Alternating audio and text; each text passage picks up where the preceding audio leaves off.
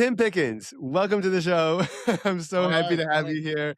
Yeah. And I wish we were just recording for the last hour, but we will keep it up because, like I've said more than once so far, your reality is, I think, science fiction, at least for me, but if not for 95 or more percent, I would imagine, Wow. of people out there.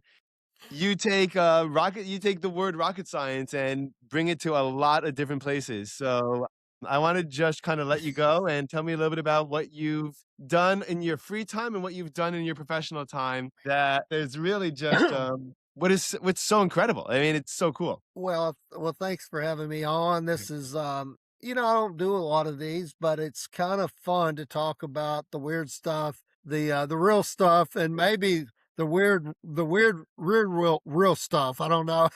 Yeah, well, we'll get there. We'll get there. The weird real stuff. I don't know, but I've worked, doing the space exploration, trying to lower the cost to get people to space for my most of my adult life. I dreamed about it before then, but I just didn't think I'd really had the brain power to really make a difference. Probably didn't believe in myself, and to be honest, kind of fell into just taking classes and kind of just doing my own thing, learning. My whole home's a library of technical books, but everything's applied. Most everything I have is, if it doesn't say applied, I would rather give it away because it's probably going to be above my head. So we got to build stuff. But I'll tell you, it's been an incredible journey, and it started with just me wanting to make a difference in the industry and found some friends, and I decided I was going to buy a metal lathe and a milling machine, and start buying NASA valves because I wanted the good stuff. I'd go to sales, and I started inviting friends over, and we got together with a space club. And next thing you know, 2 nights a week, we're building a rocket to put a little critter in space, and we wanted to hit 50 miles, and No way. we used the balloon, used a big balloon, and next thing you know, 3 years later, we're flying them off the coast of the Atlantic. You got a question? Who's we? How'd you find these people? Most people in this world cannot find a group of people, I think, to hang out with a couple of times a week. And also, I was shocked, and I've only heard this recently as the news wave has hit, but you live in a particular part of the world that is that has a high concentration of people that are interested in the same thing as you are. That's right. He's more per capita, I think, anywhere in the country is Huntsville, Alabama. So it is the Rocket City. I was born there when I was born in '64, and there were probably about 50 or 60,000 people there. Now there's well over 1 million people, and I think you said you visited up there. Yeah, Um, couple of so breweries. it's just a different place. I'd go to the Space and Rocket Center all the time, and a lot. And I would think, wow, why is this stuff so expensive, man? How are we going to make a difference? How could I make a difference? And it just bummed me out that we had a museum full of stuff that probably could have flown. And it was like, are you kidding? This is crazy. We'll kill a program, then we'll go do something else. Politics, we'll kill another one. And it's like, this is not sustainable. And I really wanted to make a difference. So this rocket to space, the first amateur space shot, we hit 36 miles in about 2 years, by the way. That was the Wow. highest. We got in the Guinness Book of World Records, 2000 Millennium And Edition. what's space We considered? That was 50 miles high. The Space international is 50 miles. definition is 62 miles, 100 kilometers. Okay, But we were gotcha. So going you for almost made it. we almost, but it was the highest. So the Guineas Yeah. picked it up, and we didn't push Guineas to do that. It just showed up. The point is, we learn how to build stuff from nothing out of the trash can. I mean, this is where I come up with the idea of the nitrous oxide and the asphalt fuel. I'm talking roof and tar. That became the propellant, and everybody's like, "Are you kidding?" Normally, we'd use this rubber called HTPB. It's kind of like rubber from like a pencil eraser. This is what they use with the oxidizer in it to make solid Mhm. rocket motors. But this is typical. I said, let's try asphalt because it's got a lot of energy in it. And they make plasticizers. I already looked it up. We can make it where it's real rubbery, and they do that to make sure it doesn't crack on roofs. And I said, there's a lot of data. And I said, my wife's a chemistry major, and I said, how much energy is there in in an ounce or gram? And she said, are you kidding? She says, "Thermochemistry, that's not my thing. She's organic." Anyways, she didn't want to talk about it. So I had to start learning some math and chemistry, and I'm digging and I'm thinking, oh gosh, this is so heavy, man. The next thing you know, I'm doing thrust measurements with force gauges and I'm learning instrumentation. I'm doing testing in my front yard. Uh, making a lot What do of your parents noise. think? Oh yeah, man. I've got smoke coming out of the yard and the neighbors asking, am I okay? And I've got a chart recorder with pins and it's taking the data and I'm getting the thrust under the curve and I'm chopping it up and putting it in Excel, and my brother-in-law who's a physicist, he comes by and says, "Oh, you're working on some calculus." I said, "No, I'm just integrating this little areas here." He said, "Well, that's what you're doing, and here's the real equation." And I'm like, "Oh, I don't want to get into all that math." And then when stuff blew up and burned up, I thought, "Oh gosh, I'm gonna have to learn about materials and heat strength and stress." And the next thing but the thing is, there was this group of people that loved the National Space Society. They'd have monthly speakers. So Mhm. the guy that was running it, he said, "We've got about $10,000 left over from a National Space Society. We had a big convention here, and he said we'd love to do that amateur space shot." I said, "Well, I've got some ideas for rockets where we won't kill ourselves with making solid rocket propellant. If something went south, we'd have a big fireball." So you got a question? Yeah, real quick, I'm sorry. Yeah, Yeah, no problem. I to don't clarify, right, in case anyone doesn't understand, what's a typical way that rocket propellant is used, or what's it typically made of, and what was unconventional about the way that you were going about it? Okay. Well, you can make fireworks, by the way, in your house, just like you'd buy at a fireworks stand, and you might have a little ball rocket, and that may have nothing more than black powder in it, just like Mhm, the old muskets. And it's basically has an oxidizer. That would be like potassium nitrate fertilizer, mhm. and they would have a sulfur and a little bit of charcoal. That's the ingredients, and that's pretty much what solid rocket motors are. When you see them firing them at different people, different countries, it's this stuff, rubber. But it's when it's still gooey and rubber before it cures, they mix oxidizer in, and that could be fertilizer. By the I way, see. ammonium nitrate is another one, but potassium nitrate, so that's a solid rocket motor. Once you light it, you can't cut it off. You're Mhm. committed. If you're mixing a bunch of this in your house, in your garage, in the neighborhood, and we have a spark, guess what? We may not make it. Right. This thing's trying to update. Hold on later. Okay, sorry. So yeah, this is how they do solids, and the BATF and everyone was getting freaked out about people and terrorism, and they didn't want people buying rockets. Well, I said, "Well, why don't I did steam rockets, by the way. I did big steam rockets in my driveway before I ever wanted to go to space.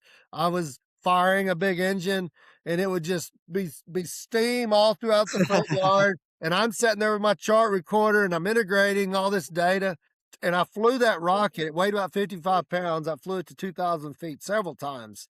And I'm the guy that would come out with the little kids. They got the SDs, and I'm hauling around a generator, pails of water, and this 15-foot tall rocket. And they're like, "We don't know if this is sanctioned." And I'm like, "I'm only gonna go 1,000 feet maybe."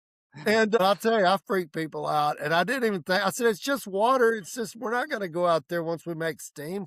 So anyways, I really got in deep, man. I went in from SD's rockets from Walmart or Kmart to bigger rockets. So because of this inherent this stuff can kill you if you have a batch go off. What I did is I said, "We gotta come up with something different." That's where the nitrous oxide and the asphalt fuel. So you keep them separated. Nitrous is in its own tank like the racers use, race car. Okay, And then we have the asphalt over there in this rocket motor case. okay. And with all that, you have the two separated. So you don't have an oxidizer mixed with it until you open a valve. In fact, I'll show you a piece of hardware real quick. In And fact, when you open and this opening the valve allows the 2 to mix, and then when they mix, that's where the yeah, energy comes from? this is one of Wow. our club rocket motors. That's the nozzle. That's an igniter up in there. This is full of asphalt, and this is where the nitrous comes into this hole right here. Wow. And then where's the lever in the middle? Or where's The the lever that allows you to separate them? the or to bring them together, This I is mean? all nitrous in a tank way up above this. Oh, I Nitrous is see. way up. The nitrous is about a 10-foot long tank attached to this. Okay, I But there see. is a pyro valve I designed in here. So when you light that igniter and that pressure right there is nitrous, it'll blow that valve open and it'll auto ignite this. And this puts out about 800 pounds of thrust for 30 seconds. But we And built wh how fa this.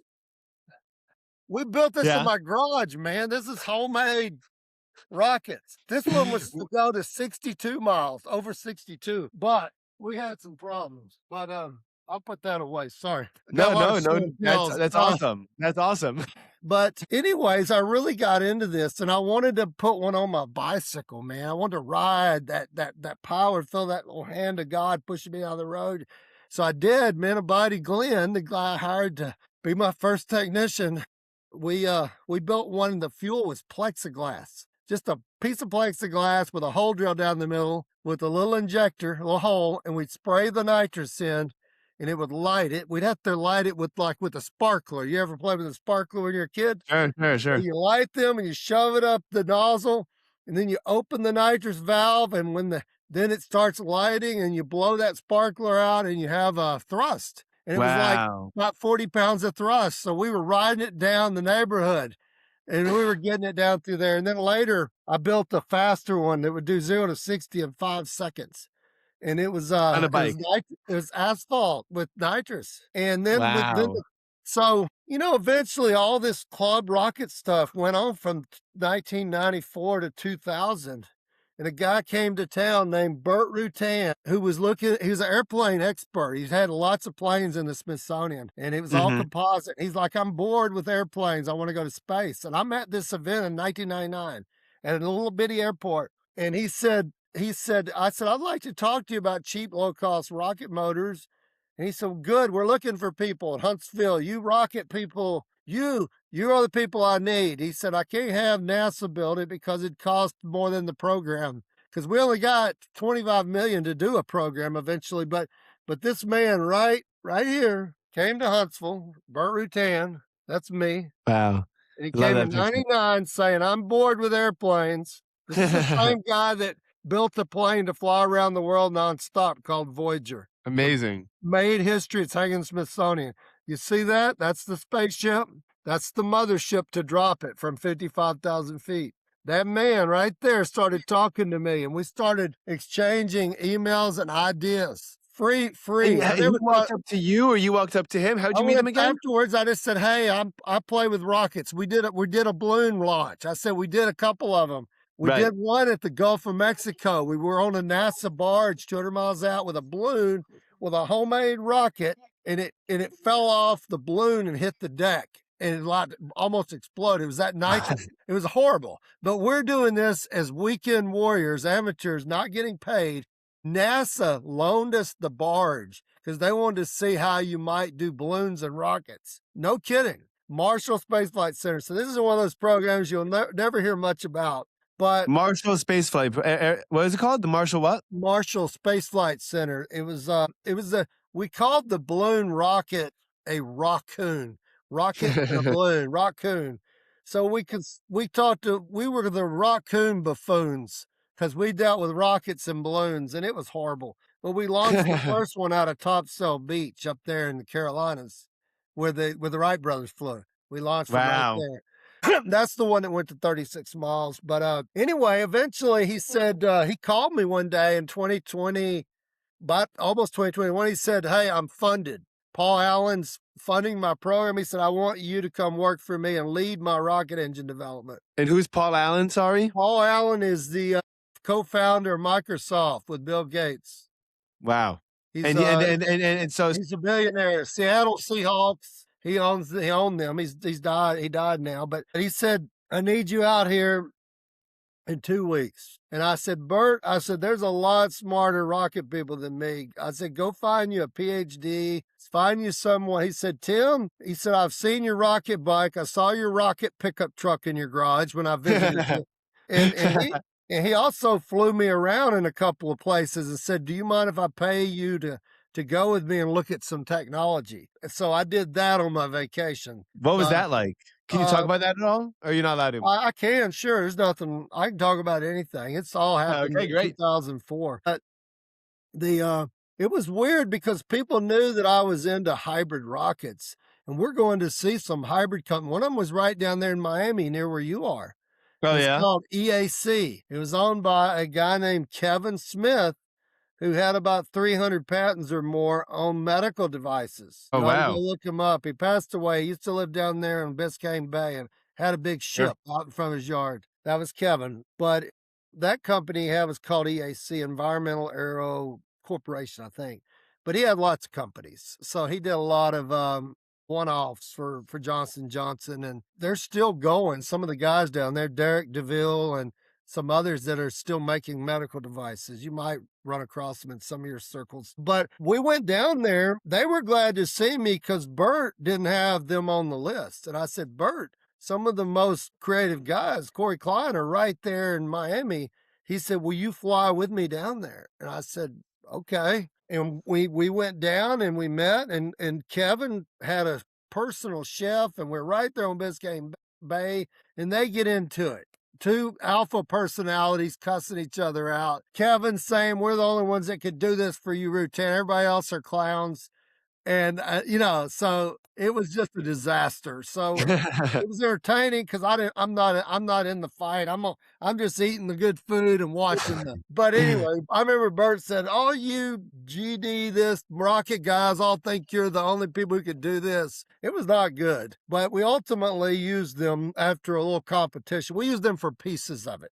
When I I say see. I led the development, nobody had ever built a big motor to fly people. None of these companies. And of course, I ride them on my truck, and I've done a lot, but still, none of these companies had the capability to do a big rocket motor. None of them.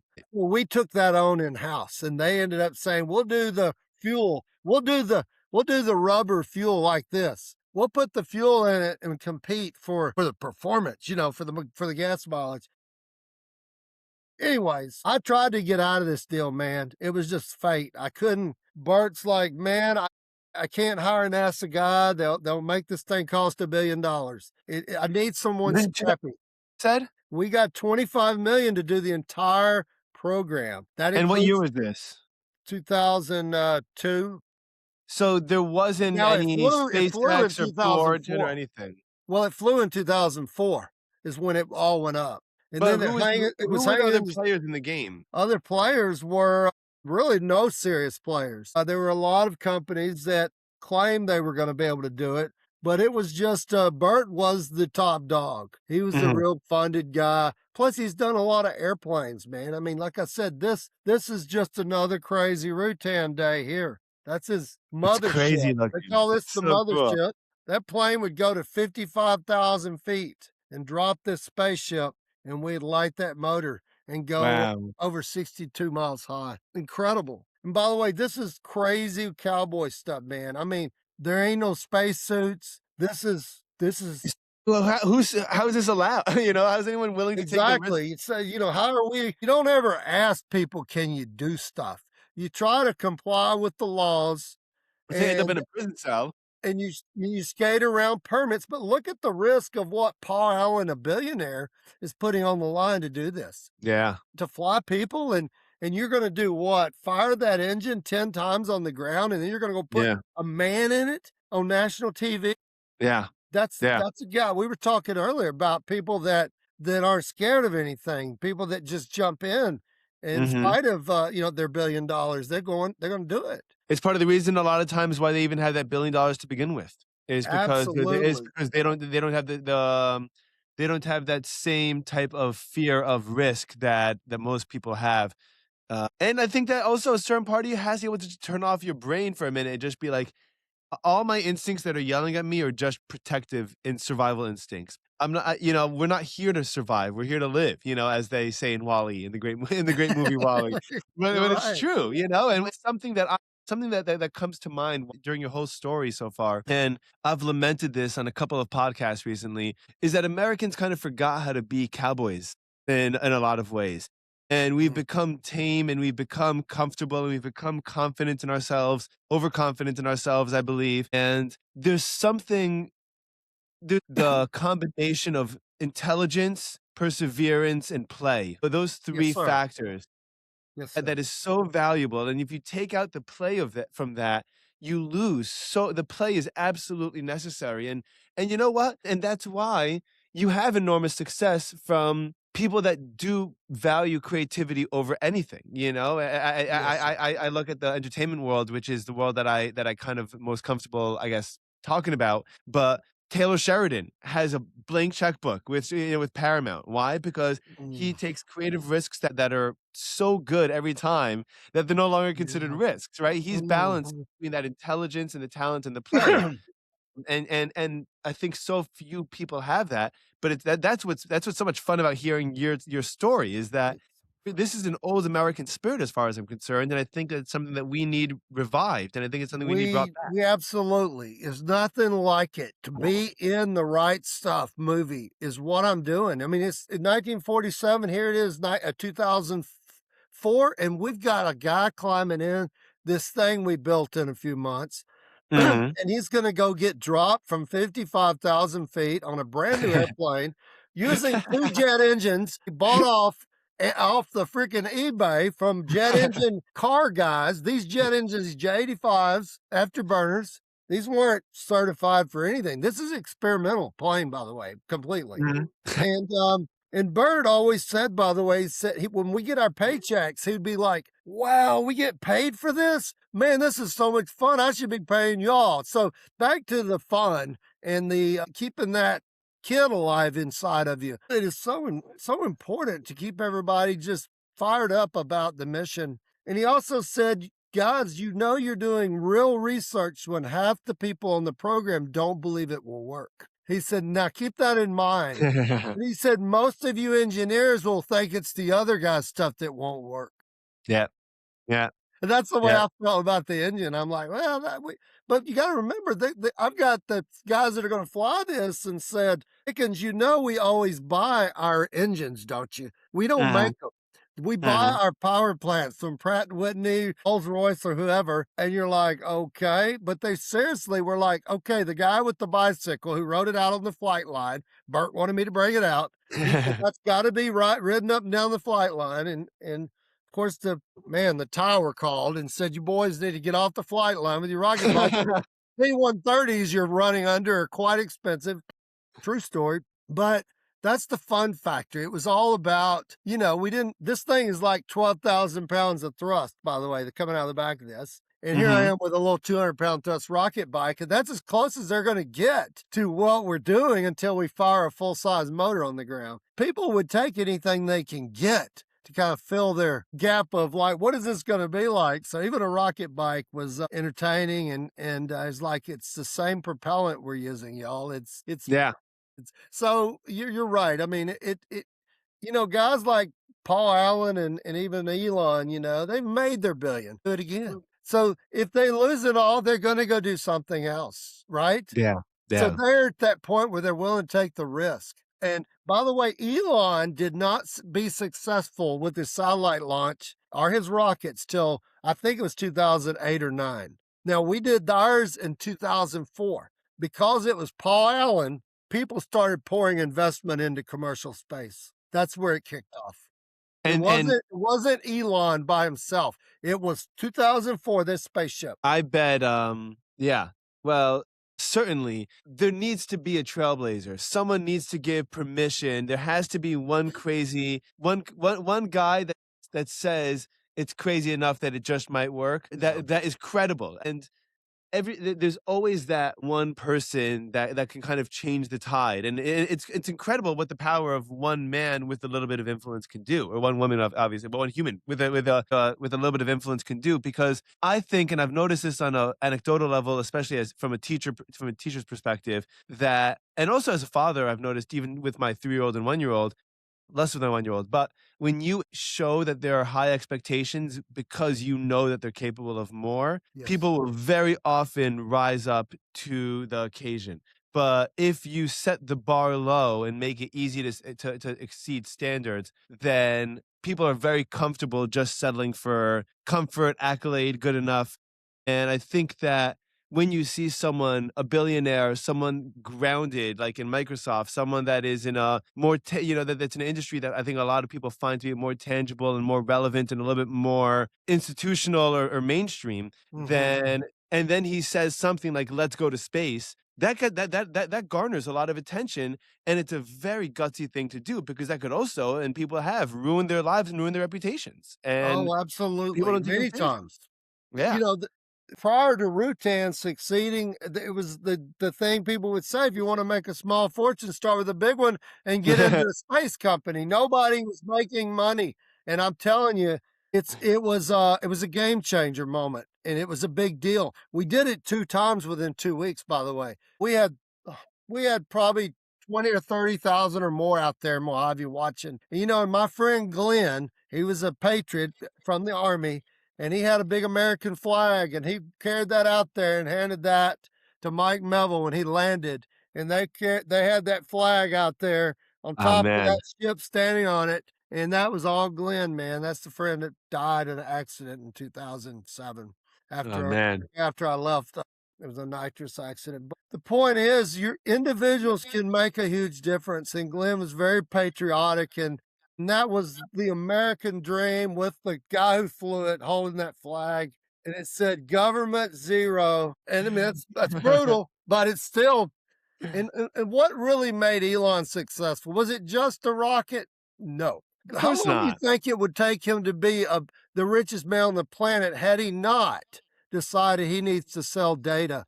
And it's really about satellites. It's about networks. That's what he knew. He was his customer, period. And if Right. he had waited on other people's rides and organically grew it, there would be a lot more competitors in those lanes around him.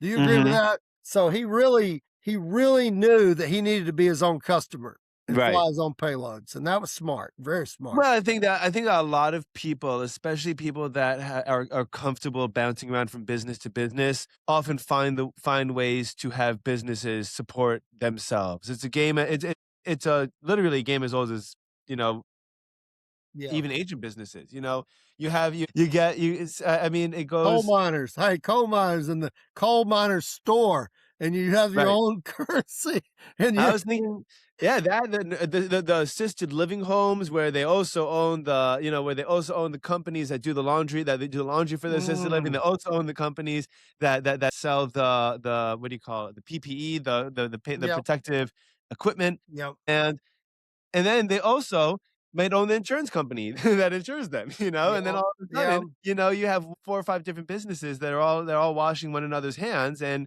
everything is supporting itself.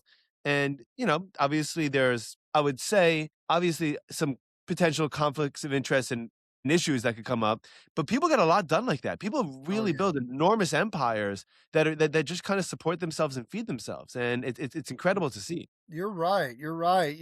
When I went and visited Elon's company, me and some friends, and, it was the Falcon 1. That was a 6-foot diameter rocket, and he says, "This is the last one." He said, "If we don't make it, I am out of business. I'm out of money."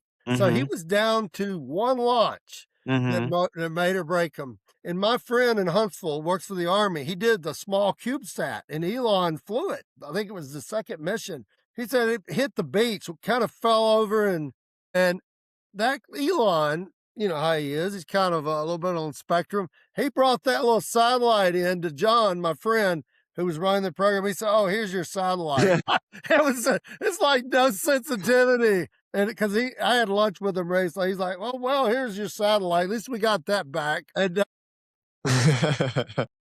but Elon, when I was trying to sell my company in 2009, Orion, after I came back from this, my company took off. We were a propulsion company, Huntsville, and we were all over the news. If I took you around, you'd see articles all over that wall. Our company was great. We did some great things. What was the Elon, name of the company? Orion Propulsion. Orion I Propulsion, sold if it. anyone wants to look that up just for Yeah, but I sold it to Dynetics. They were a homegrown defense company in Huntsville, pretty big. They're now owned by, Palantir. and that's it. Yeah, light us.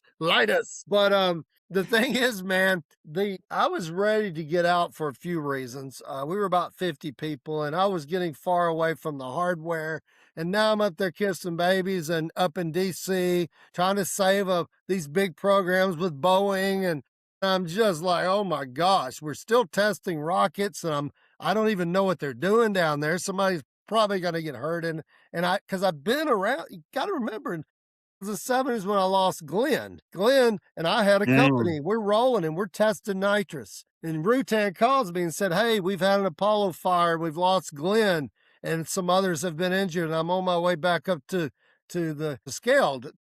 But the point is, everything's real, man, when you're doing stuff and people are being killed. I mean, it's like, I can't have that going on. It keep you up at night, man. It yeah, really, if you're not in the trenches with your team because you're too busy doing AS 9100, trying to win the next contract, all that stuff. It's yeah. tough. And I talked to Elon's people about buying us, by the way. And Oh, yeah? at the time it was Gwen Shotwell, who's now still running it.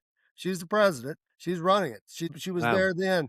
She said, "We would be interested, especially with politics in Alabama." And I said, "Because we can make hardware. We're doing it for Boeing."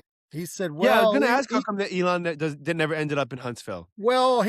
she said Elon was in an ugly divorce, and it really was not the best time to bring this into the mix. I ended up Always a selling potential my problem company. dealing with him. Uh, at the launch, at one of his successful launches, I was out of Colorado Springs, and I'm behind him outside, and he had his capsule there. Yeah, that's right, our booster. And I said, "Hey, Elon," I said, "Great launch." He turned around, he looked at me, and he's like, he didn't Yeah. really say anything. He's like, he kinda just blew through his mouth and, like, didn't know, it's like, whatever, he was definitely, I normally, it would've been like, "That guy's a jerk," but I knew that just comes with the territory. The Yeah, yeah. Asperger's. Did you read the by the way, did you read, briefly the biography that, what's his name wrote about him? The same guy that did, Einstein and Walter Isaacson. Sorry, the Isaacson biography on Elon Musk. I have his book over there. I liked, It's the I li one, it's one of his first books that was out. More like, it looks like a Tony Stark kinda book, oh, I know you're talking about the previous Elon book. yeah, that's right, yeah. Yeah, yeah, yeah, But, yeah. I've worked with, some of his principals on some projects, by the way, the first 10 people. But a lot of us all were in amateur rocket magazines back in the day. We were out in Mojave just flying rockets for a week, and a lot of his Mhm. engineers were literally Aerojet people trying to do something fun on a weekend. And they were Right. really doing some cool stuff. And in fact, I got a bunch of the magazines right over there. My steam rocket was featured in there, two pager. That's cool. And the article was called Hot and Steamy. And it was all about the steam rocket. And the artwork they pointed it sideways and put wheels on it like it was a train. It was a cool article. But it's so different. When I came off this program to come to Huntsville, they had me front page, top of the Huntsville Engineering put this thing in space. It's like, man, now people are starting to pay a little more attention. This is commercial, and this is in Huntsville, NASA town. It's like, I want to Was that really considered a threat? shout loud, but NASA was feeding me. They're good partner, so it was this bittersweet kind of deal. But the papers did a great job representing me and what I had done. That's really nice. I wanted to touch on something you said earlier, Mhm. which was that you felt, that there are times where things kept you up at night, where there were real stakes in things that Yeah. in the work that you're doing. And there's 2 ways that or there's a couple ways I think that people perceive breakthroughs, especially in science and technology, and that's consequentialism, which, as Carmelo Anthony puts it, from the NBA, there's no such thing as a bad shot that goes in. As in, as long as you get the results you're looking for, everything along the way, it justifies it. And I disagree personally. My personal approach is you can never really know what the outcome was or how you got there. The only thing that you could really control is the morality of your behavior along the way. And I think that those opposing philosophies are two philosophies that are really at the root of a lot of the conflict that's been going on, particularly in this part, you know, in this your part of the world, in propulsion and Yeah. in space science and in because there's no question that military touches on this too, and there's no question that weapons touch on this. Like you mentioned, Orion Sota Weapons Company.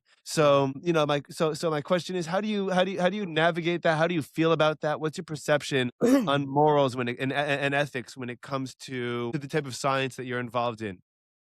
You know, we like I work for a company in Maine and we have an air breathing technology that's like a just think a jet engine, but no moving parts for a upper stage. You know, the guy who's running the company who started it, he's always wanted to put small CubeSats into orbit cheaply, small, Mhm. bread sized basket.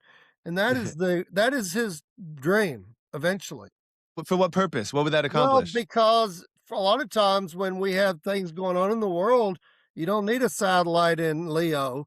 You just need Mm, it for a little while to see what's going on in the perimeter or in an area.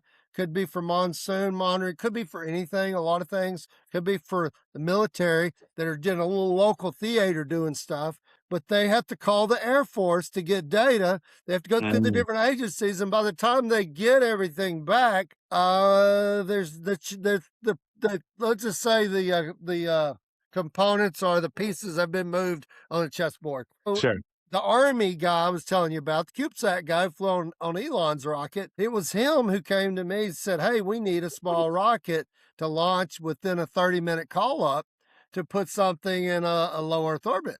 And I need Mhm. to do it for under $1 million." And he said, "Tim, can you do that?" I said, "I'll think about it." And I did. And there's another nitrous liquid rocket I did for the Army. But now my friend was wanting to fly those size satellites, and it's a really neat technology. So I'm working hypersonics, and there's a lot of applications. One of them is kind of neat is you don't have to when you're flying Mach 5 and you hit something, you don't need an explosive. Right. You don't have a bunch of stuff in your bunker that goes boom because the air is in the sky and you're most of what you need, you're just burning a little fuel to go fast. Mhm. It's some cool physics and I'm enjoying it. But back to there's a lot of application for rockets. Look at all the commercial stuff I did. You know, we got stuff hanging in the Smithsonian. Now you got Branson, who they built Spaceship Two, same company, and they brought me in for some problems. And in fact, Branson gives me a shout out in his book, and I didn't know that, but I'm in there. Really gives me more credit than I wanted to be credited for, but nonetheless, I didn't You'll ask take it now that you got it. well, it's like saying, "Well, it's education and all that to write home about," but he knew better than anyone where what went where and da da da. So it's like Right. a sharp two-edged sword or something, but it's okay. I don't care. It's more to me about you can judge me after I'm dead if I made a difference. And then between now and then, I'm on a journey. I'll do the best I can. And if I'm relevant, we'll let others, the historians, decide what that looks like. That's sort Yeah. of what I live by. I don't try to hit a home run. I said we do even with my company, when someone would say, "Hey man, we really are the best." And I didn't want people to get too comfortable because accidents happen. I'd say, we're pretty good, but we need to always stay on top of our game. And I do. I think we're very competitive. It got some cool, Mhm. but you really do need to balance it because I'm, here I am talking to Rutan, who used to dog NASA and everyone, saying now we're doing this cheap, and then we've got people we're burying out here because we allowed them to go out there and stand next to a tank while we let nitrous come out. We weren't burning Right. anything, but it still blew up. Right. So we don't need people out there unnecessarily until we understand things. So those experiences I take back to my company. So you say what keeps you up is thinking I know nitrous oxide. I've been a subject matter expert on it for a wind tunnel for hypersonics over a few years ago. But to Mhm. have a call and something blows up and you don't even have a flame out there and what happened? And then you got Burt saying, "We're gonna share everything with you. Stay off your bikes and trucks, keep your daughter off her rocket bike." Whoever tells you keep your daughter off a rocket bike, but he knew that we like to have fun. But it was a wake-up call, man. It's like he says, "We're gonna share everything with you." And within a few days, I'm at a funeral with Glenn, Glenn's mom, and he's there, and she's saying, "Hey, did they protect my son, Tim? Because I'm having to sign something saying I'm not going to sue him." And I'm like, "I've been working in Huntsville for 3 years on my own company. I don't know, but I talked to Glenn weekly, and I think he was pretty smart, so I didn't even know the Mhm. details." Well, then 10 days later, Northrop closes on a purchase of them. Wow. Exactly. So I probably would have dug in a little deeper, but I didn't know. But she says, "Should I sign this? They're going to pay for everything to come home." I think it was like $30,000. The next time she asked me to come over, "I want you to look through Glenn's stuff." There's this rocket go-kart, and I just couldn't, I didn't want to take Yeah. his stuff, man. It was not, Yeah. but the point is that this is your family, man. So you say, "Does it keep me up at night?" Well, when you learn something that maybe you're not as smart as you think, you were lucky that you made it through a few rocket flights on your bike. Yeah. And you realize, boys, we need that data from Northrop now. And I'm thinking Northrop is never going to share that with me because there's too much liability. Yeah. Even though Rutan says we're going to share it all with you. I did get Sure. a letter that said, "Here's some rules," but they shared it with all the public. So the point is, big business, this. They're not going to write a handbook to tell you how to go burn 20,000-pound rocket motors with nitrous at high pressure. The Right. people that make nitrous are not gonna do that. They're Right. not gonna go say, "With your 6-inch pipe feeding your 80,000-pound thrust motor, Mr.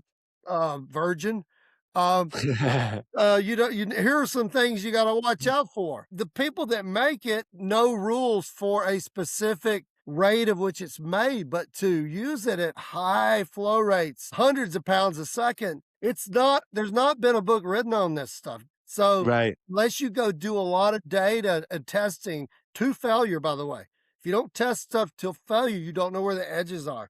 You might be What lucky. is testing till failure? Oh, uh, there's one of my favorite Calvin and Hobbes comics. I don't know if you're I'm a familiar. yes. It was when they're crossing a bridge that says weight limit, say 15 tons. And Calvin goes, "Dad, how do they know the weight limit?" And his dad says, "They keep on driving heavier and heavier trucks across it until the bridge collapses, and then they weigh the last truck, and then they rebuild it and set the limit." Is that Yeah, with a is that sample size of 1, and then the next one that breaks, well, that's 2 data points. That's right, straight right, line. right. So, what does testing to failure mean from a scientific perspective? Well, it means that you better understand, like, for instance, if you have water hammer, when you slam a valve, if you wanna know what the adiabatic heating is, the compressive heating, if you wanna know, for instance, if you take Teflon in one of these, I wanna show you something right here, which is relevant to this. Hold on. This valve right here, Yeah. this valve is made by a company called Murata. They've been around since probably the 40s. They fly on Elon's rockets. 1/3 of all the valves are made by Murata on Elon's rockets. Do you see how this valve's kind of split open? Yeah, sure. This was a nitrous oxide accident. No This valve is way. rated for 3,000 PSI. The nitrous was at about 500 PSI. Do you see that? You see that Wow. burn marks? Okay. Well, this happened. I sent this to Rutan after I was back in Huntsville. And I sent it to Glenn. I said, "I don't know the root cause of this, but this is a lot of energy." And by the way, this was not liquid nitrous in here. It was gas. So it was low density, not a lot of mass. Well, as it turned out, this is Teflon wire right here, Teflon coated wire. And guess what? If this 24 volts gets on here, and it did on the ground, it will short it out and start heating it like a heating element on a blow dryer. Guess what Wow. happens when Teflon gets to about 600 degrees? It creates something called fluorine. Fluorine is the most brutal oxidizer on the planet. It'll eat anything. It'll auto ignite anything. If you breathe a little bit of it, it will give you a heart attack. Really? Yes, sir. But what I'm saying is that little fluorine in there and a little bit of a leak of nitrous, they Yeah. got together and they created a bomb in this little cover. There was a connector here. And Wow. this thing blew That's apart because of something silly. But it's still, this is what I'm saying. you better understand everything because nitrous is a monopropellant. That means it can make a lot of energy without any fuel. Right. It's the heat of formation. The stuff it took to bond it together is a lot of energy. And you I get actually that back when you break the bonds. And you I know how meant you to break ask the you. bonds? Is you do it with a catalyst. You can use a you could use a catalyst like acetone, a little bit of heat. You lower that activation energy, the more catalyst that's surrounding it. But it's a beast. So you have to treat it. You don't just say they use it at the dentist office all the time. It's got to be okay. Our kids, well, they've also lost people on operating tables, whether you know it or not, from a hiccup on a table where they're using nitrous. Right. Something set off the nitrous and they had a little micro explosion that inflicted other damage. So you could go do your homework on that and you'll think, whoa, I didn't know that. It's the point is we're writing the book on ways to get to space cheaply. And one thing that Burt didn't like about everybody else's solution is they were going to have cryogenic super cold oxidizers. I mean, minus 300, minus 270 degrees F. These composites, they had never worked with anything that cold. So they didn't want, Burt loved the idea of room temperature liquid nitrous. So I hate to digress, but this is the kind of knowledge that keeps you up at night because I still work with this liquid a lot, nitrous. Right. And Right. in in programs I was on, they were even violating all the MSDS and everything. They were wanting more energy into the working fluid. And when you get more energy in, you can break the bonds. So people would say, well, it'll probably be okay, won't it? And I said, we are beyond the bounds of my knowledge because I want to follow the rules unless we create a new data set. And we can Right. create it at a small scale, but without doing a scientific statistical analysis for each experiment, Not gonna happen I'm anymore. not comfortable. So when people want to make me a safety officer on something that's dangerous, I'm like, I am not going to be the rubber stamp guy. Yeah. Yeah. I hear you. It's a huge weight to bear, Yes, and sir. it's a massive responsibility. Well, and people were like, "Well, you're just trying to impede progress." I said, "Don't tell that to the guy who straddles a tank of nitrous and rides it down the road at 60 miles an hour. Don't tell that to the guy who has a rocket truck with 3,000 pounds of thrust. Don't tell Right. me that I don't want to have progress." Right. See, Right. they don't hold water with me. I'm totally with you, man. I think there's a fine line, and I think that anyone that says that is kinda just trying to make you feel bad about it and manipulate into doing something you don't feel like doing, and that's 101 as far as I'm concerned. Pull up a So picture of my friend Glenn, say, "Hey, here's a guy just watching a tank, little valve yeah, open up and it blows up in 3 seconds, 3 seconds. yeah, 10,000 pounds of nitrous. yeah. Horrible. Crazy, crazy. Oh my gosh, I can't imagine. Crazy. I wanted to ask you because you did some homework about this, and I would love to let you off the leash with this, is, a little bit of the history of this field, because I really wanted to talk about space a little bit too, and I think we'll get to space through this. Mhm. But I do want to make sure that we hit this because I am really interested in the history and I'm curious what you dug up, and I'd love to learn a little bit more about that. Okay. So we talked about paths to our success as a nation. I can talk about the American history. So you want to go back to maybe some of the against the odd situations that our space program, rocket program started, and how we almost didn't get there. We were almost probably defeated because one crazy person was self-taught guy was actually got us away from rocket motors that were blowing up. All of our Really? oh yeah, that was a guy named Jack Parsons. He was a self-taught chemist. He made special effects for Disney, not yeah, Disney down in the not Disney, but at the time it was Hollywood down in the Okay. 40s. So down in you know, down in Hollywood, and his name was Jack Parsons, and he was really one of the founders, original founders of the JPL, Jet Propulsion Research Lab, Pasadena. He was also part of the American Rocket Society, which was a amateur group lighting rocket motors down there in the Aurora Canyon out there right next to where JPL is today. Is a canyon where water would flood out through there. So you'll see pictures. This is way before. This is back when Robert Goddard was in that same era. You remember Robert Goddard was the American liquid rocket guy who got the first liquid rockets to high altitude. That was Americans. And when the Germans came about, and they later ended up in Alabama eventually. Yes, sir. Which year? What year? Around what time period is this? Okay, well, the Jack Parsons stuff was Jack happening back. Parsons, early 19. No, it was in 1930s and 40s. Okay, 40s. This was getting into gotcha. World War II.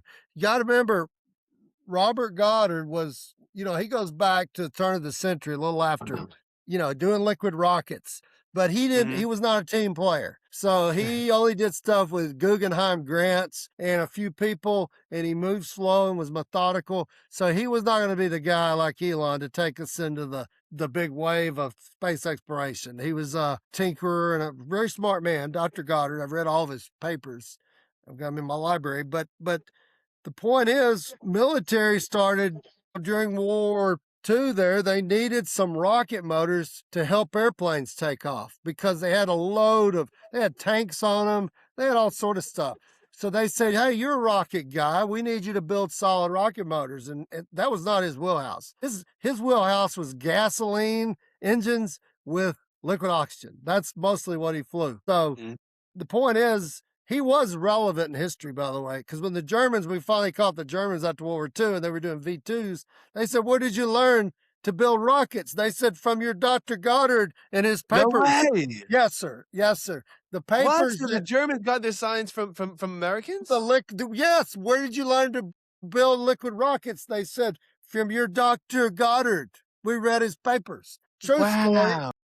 So, like a lot of history, people are more respected by our peers elsewhere. Yeah. I have a friend who's a microbiologist. He's wrote 400 papers. The Russians just exalted him and gave him a PhD honorary. Wow. He was, and What did you I had do? lunch with him yesterday, and that's another story. It's another guy you ought to have on here. He's 84. He's Wow. brilliant, but I would he'll love to tell talk you to you. origins of life and the papers and the he's done. Well, he's going to be fascinating because he's done a lot of deep dives in Antarctica with former moonwalkers, and there's been Wow. documentaries with Dr. Hoover, and That's his name, Dr. Hoover? Richard Hoover. He's got a Wikipedia out there, and we had a 4-hour lunch yesterday, and I had an enjoyable time. And he is going to tell you how he's got an experiment that Elon's going to fly to prove what kind of life is on Mars. Because there's certain kinds of proteins that we do not want to bring back to this planet. So From Mars. yes, sir. So he wants to, when they go for that early flight, he's got some little probes. In fact, he wants him and I to go over to Turkey and present a paper on this in a few months. And I'm more of the build it. I am the prototype guy, and he's the genius who's worked with Dr. von Braun and all the Germans and beyond. Incredible guy. Wow. Wow. He's got some stories too about some UFO stuff that happened when he was in Capcom. That was Really? Yes, sir, during Skylab. The X-ray telescope was his project. He was the principal engineer. So he trained Owen Garrett how to use those instruments. So he was down in Houston on console when they were doing some things, and there were some bogeys that he said, we've got bogeys. And they said, come again.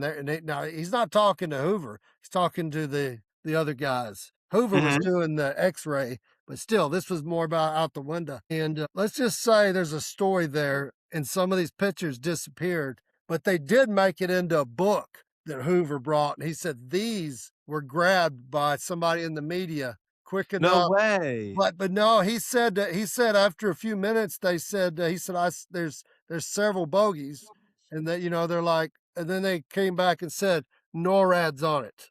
Said, we copy NORAD's tracking, is what they said. What does So that mean?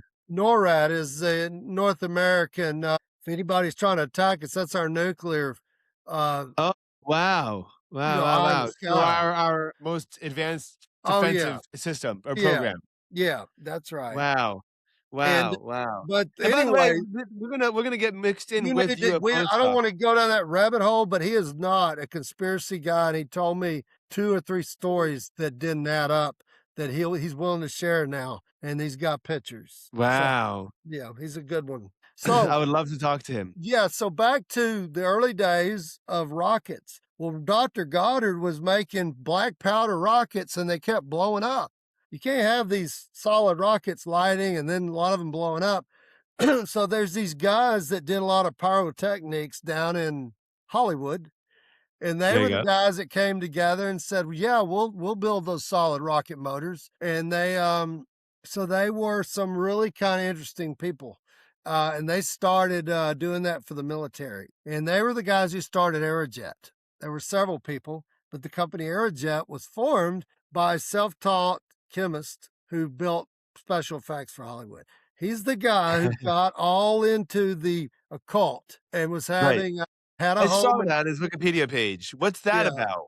Oh my gosh. Well, Into speculatory areas. he was a very creative guy, and he was a big empathizer with the communist movement. And he had been reading about this guy named Aleister Crowley over in England, Mhm. or maybe Scotland. Anyways, he really respected some of what he's doing, but he wanted to tap into the ether and the knowledge that was promised through the techniques that the occultist was using. This Oh, Aleister man. Crowley. So he ended up coming up with the formula to replace black powder. And that formula was based on fertilizer, it was based on asphalt, it was based on mineral oil were the main ingredients. So you remember I talked about asphalt? Yeah, sure. That yeah. I read a paper from the 50s from the Gauset of the work he did, and it had the formula, and that's when I saw that, I said, "I think asphalt might be the fuel for me." It came from that guy, Wow. and that's why I asked my wife, I said, "What is the energy in a gram of this in terms of BTUs?" But the point is, I didn't really know all this history at that point, by the way. I'm just in an old book of the 50s called Jet Propulsion History. So here he is now, the Nike missiles that protected us during the Cuban Missile Crisis. A lot of those had this propellant in them. And Cool. sometimes when it would get really hot, it would drip out of the nozzles, this asphalt. And So that's a this that is this is you back don't to the want asphalt dream. dripping across from the sky, do you?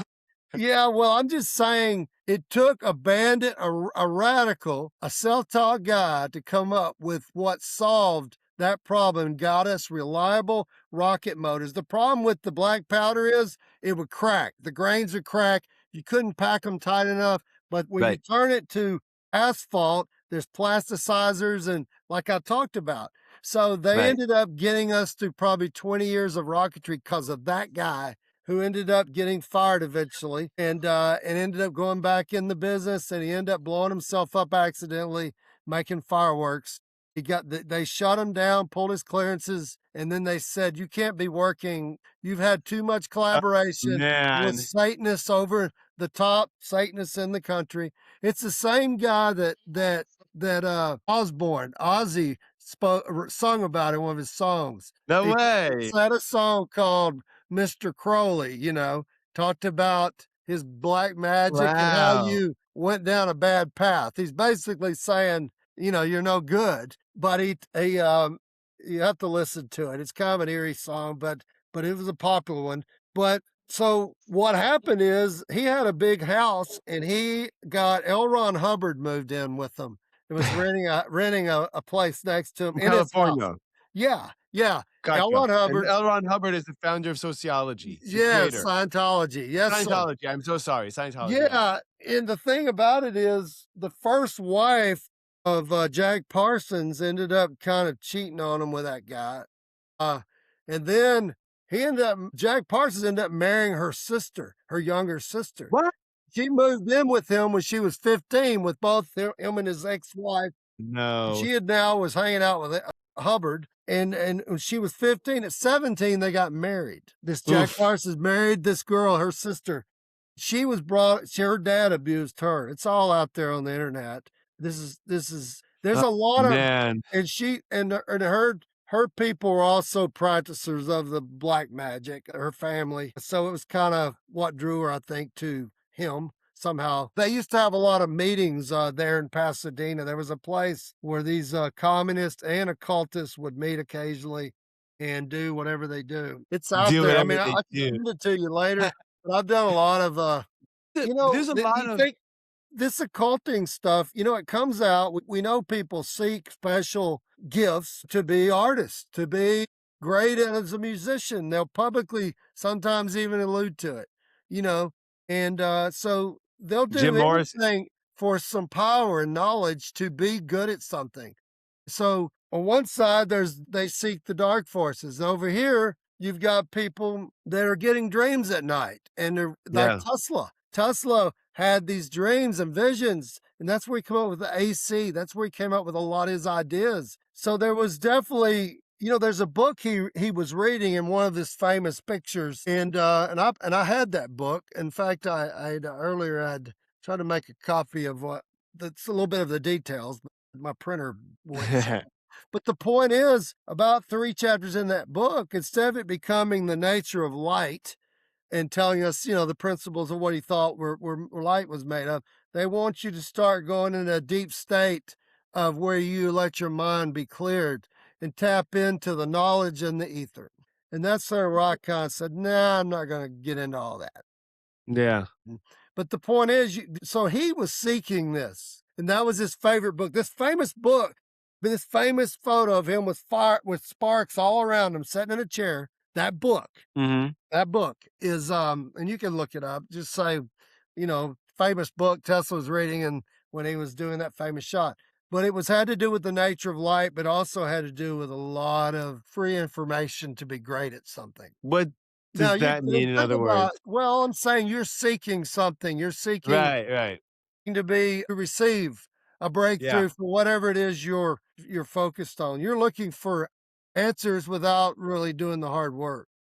Yeah. So this actually kind of gets me to one of the points we were talking about earlier, which is play and science. And there's a dark side of it. There's a dark side of play. There's a dark side of ways that you can kind of break eggs, or ways that you wander into. There's always a line, and that line is very distinct, and it doesn't mean that there's not knowledge on the other side of that line, but there's always a price that you pay, right? There's just like the Yes, price sir. that you paid to have this newfound understanding of the value of safety, for example, and the value of the rubber stamp is something that you had to go through a personal tragedy to experience. Yeah. It feels like with a lot of this stuff, with UFOs, occult stuff, a lot of and even if a lot of this is backed by science, people have such a strong initial vehement reaction to this.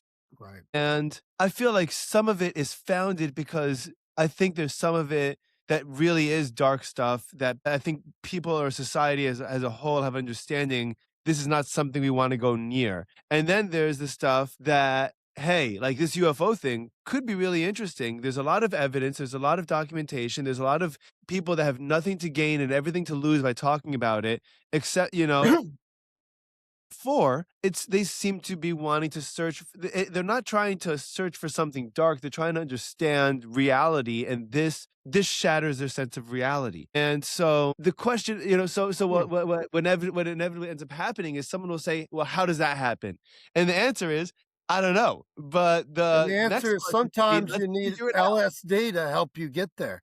Right. Sometimes you need something to not block your conscience. Yeah. Sometimes you need to go down a path that if you kind of overdo it, you might end up with bigger problems in your life. That's the fear too, right? That's the line Right. between play and danger right there. But Yeah. I mean, you have guys like Epstein that have been very, very involved in occult and science, that are very Yes. involved in anti-gravity and genetics Mhm. and all this kind of crazy stuff, and and the occult. And I can't imagine that they're completely divorced from one another and that they're just two different segments that he just happens to be interested in. I'm sure that there's some kind of relationship between the two that led one into the next. It seems to be there is a common factor. They want to call it science, but it's like dark matter. It's a placeholder. It's not a Right. description of a structure of any matter that we've ever replicated. We've Right. never created in a lab. You know, it's like matter and antimatter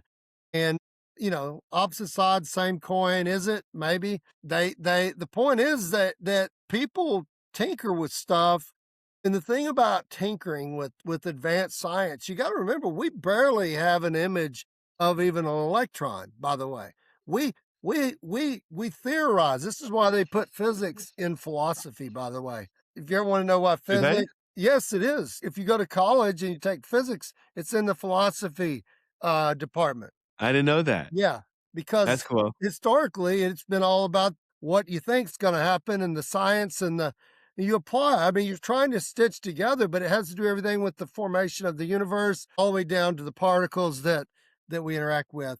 It's all of it, but at the same time, you bring math in as you find more information and data, and you try Mhm. to stitch together theories. But it's really those two are in this philosophy department, and the point is we play with a lot of things that we can't see. We do it all the time. I mean, go in a hospital. A lot of devices operate, well, it's an MRI or whatever. They know the behavior of different particles and they know how to spin them and they know how to get certain effects and they know Mhm. how to get, just to visualize it really good and see it with detail enough to know, well, that's cancer, that's something else. But a lot of it, if you, people nowadays can buy a lot of surplus stuff, for instance, parts from MRIs, high voltage Sure. power supplies, they can get those and they can take them home and they can do discharge. Hey, they can do discharge voltages that could be 2 and 3 million volts. They can make big Tesla coils. They can create a lot of ionizing radiation, by the way. Sure. Do they have a detector? Probably not, because the pulse is so short, you probably would never pick it up on cheap equipment. I'm talking about a little handheld dosimeter. That's probably not going to do it.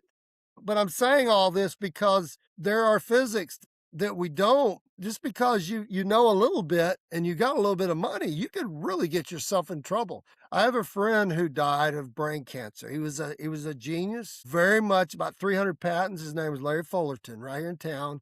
And I didn't know he passed away, but I saw a bunch of cool books and some transformers, big capacitors, powerful capacitors on Facebook. And I said, who would have these? So I went and I knew the guy, and he said, well, the family, they passed away, and this stuff he didn't want. So I ended up with a lot of his library, and they were particle physics, they were magnetic fields. It was a lot of obscure stuff, a lot of notes. He signed every book. And I have part of that here, most of it. And I have his stuff. I'm like, who would have a freaking capacitor at 4,000 volts or 30,000 volts that has 600 kilojoules of Larry had programmable magnet company, but Larry got brain cancer. And by the way, and some of Larry's stuff, I have a nice lab X-ray machine from a laboratory, and he had Mhm. plates, like old photograph plates. So Larry was definitely, in some of these books of his, they tell you how to do photography type with the high frequency particles, how to And what's it what detect them with right, gamma, alpha, beta, all the stuff that you can't see. The point is, he was playing with all that. right. You can And look it up. what implications does that mean What it for someone means like is me? Larry was he's like, some people that I've interacted with through Amy, Eskridge, sorry. But I came on her board and I got to meet a lot of people that she was doing projects with. Everybody thinks Amy's got to be the scientist. Amy is the business person who has a very good accolade for what people are doing in the businesses. And She she's wasn't a dead. sci she was more of a Yeah, businesswoman than a scientist? she had a advanced degrees, but she didn't get a PhD in physics like her daddy. And her daddy was a genius, Richard, and I know him. I met him before I knew her through my dad, who's a physicist. He was doing advanced plasma physics, and saw papers of Mr. Etheridge. And he said, Tim, you got to meet this guy. He's not like other people. He's very applied. I don't waste your time much. I was running my business at the time. And my Mhm. dad was building me high voltage sparkers for Bob Bigelow for the space to light it. And he went and talked to Richard about measuring high voltage plasma without affecting the power out.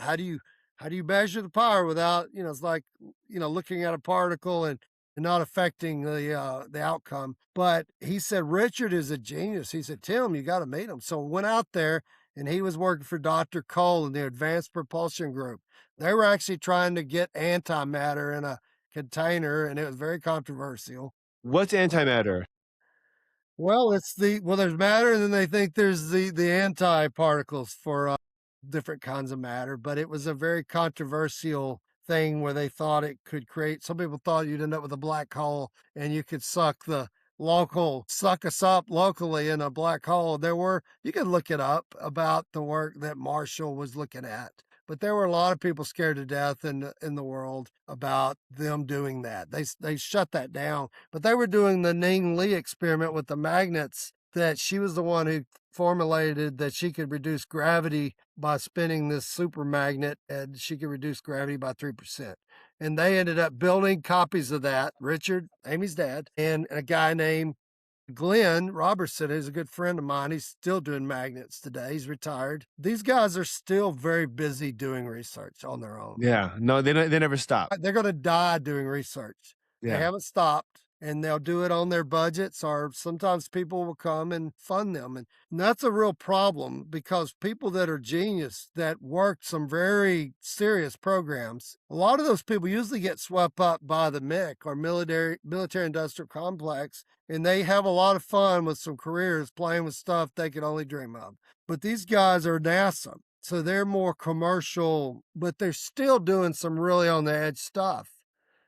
And I they want can't but the thing is Amy was willing to take their brains and do some real way out physics and commercialize it and give it to the world. Now What'd you do? What were you trying to accomplish? that was an antenna system that he developed using some bismuth and some other materials that would have had some unusual effects of about, there were mass change effects with this device.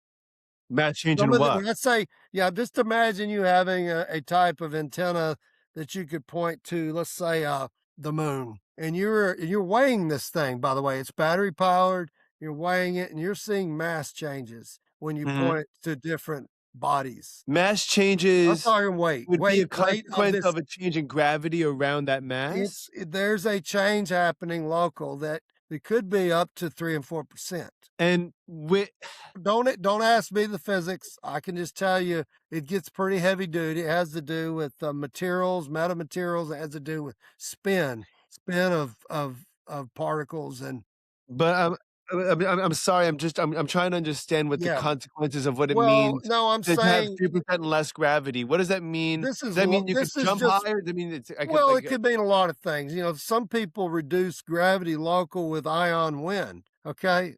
That's high okay. voltage and a plasma, and it's accelerating one direction, and it's air. It's moving air. It's plasma. It's turning the nitrogen into, to a hot gas, glowing, plasma, and they're moving it from electrode to an anode or what, or vice versa. But that is an example of people quote, "It looks like mass is changing if you're measuring thrust." So what I'm just saying is there were a lot of interesting claims that her dad spent a lot of time on in this area. Mhm. He didn't do it to fool himself, I can assure you. He's not like, "Hey, isn't this cool? Let me fake you." He's a scientist. He's not a man of words. He doesn't speak a lot. He's just very, very into it. And so is Tony. Tony's the same way. Now he'll be speaking at a UAP conference in Canada, Tony, about this Tony experiment who? that we Tony Robertson, Tony Robertson, yes. Glenn Robertson, Tony. He's presenting up at Canada in a few months. It'll be a UAP conference. He's speaking about this project he and I have been working together. I'm more of a force multiplier when it comes to acquisition of various hardware to do testing, Mhm. manufacturing, loan stuff. I find unique stuff, and I make sure he's got what he needs to do the work. Very cool. And I don't It's charge awesome. for it. It's just purely. I hope we can redo. It's an experiment that Podlikov did. If you look that guy up, he was Who? Bob who? I think it's POD, Podlikov. Just look up gravity, or pulse gravity experiment with the Podlikov. Okay. I'll take a Um, look into that. yeah, Give and me a you'll lot of rabbit that was holes a to go Wired down. article written by a guy named Platt, who wrote for Wired and others. He wrote about it.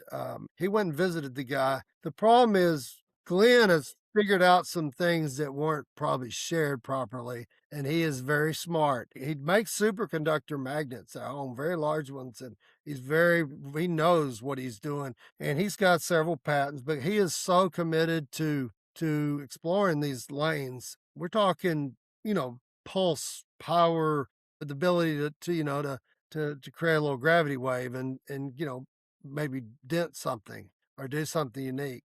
Whoa. So we'll see, but when Wait, you're but working, that could be used as a weapon? I That could be don't, used in the military? if somebody could probably use that as a weapon, but that's not his interest. He's interested in propulsion to get off the planet and really make some breakthroughs. The problem here is these are all so closely tied together. Weapon, pulse something one way, something moves the opposite Yep, direction. yep, It's yep, all depending on how you use it.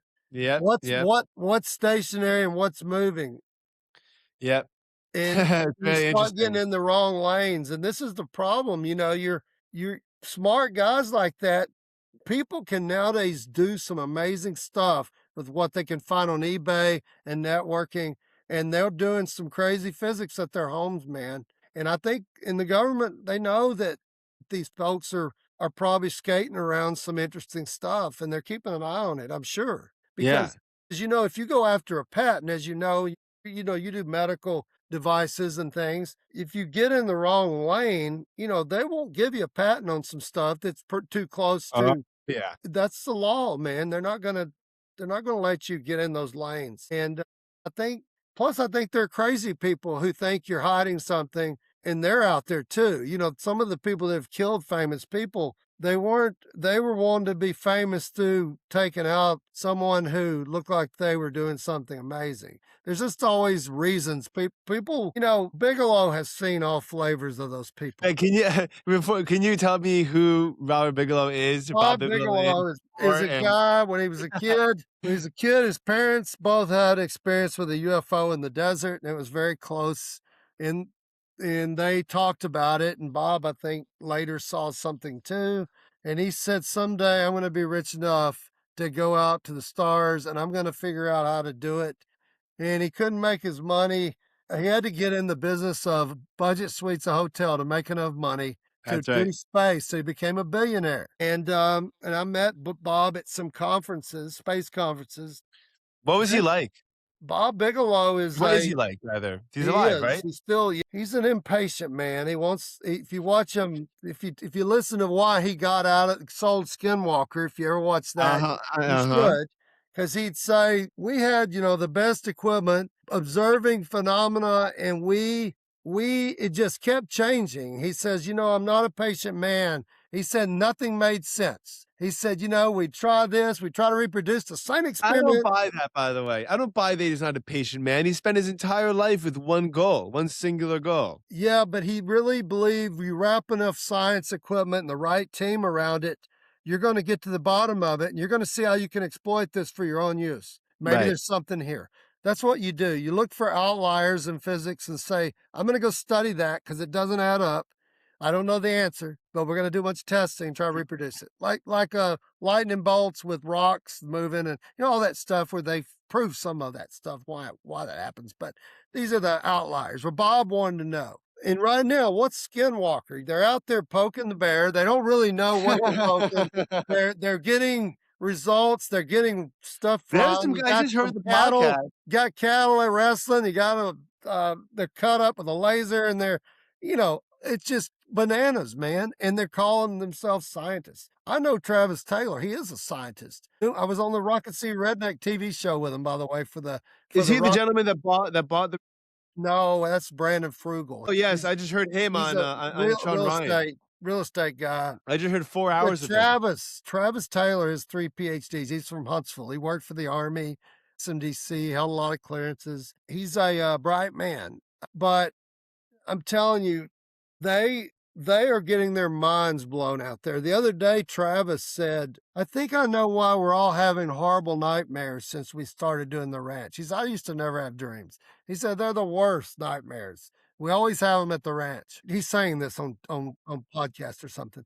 He said, "Well, there's a lot of X-ray, not X-ray. There's a lot of microwave, high power microwave energy in that down in that area for whatever reason. We don't know where it's coming from."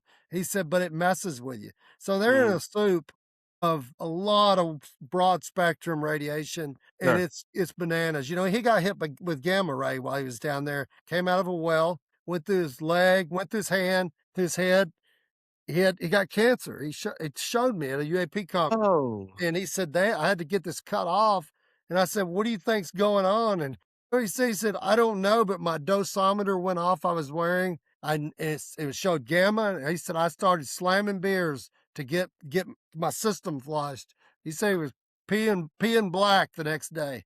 He went to the whoa. hospital, and it was real. You know, people think all this stuff is purely staged. It is scripted TV to a degree. There is a flow that somebody's managing, and they're stitching it together. But I'm not saying it's lies.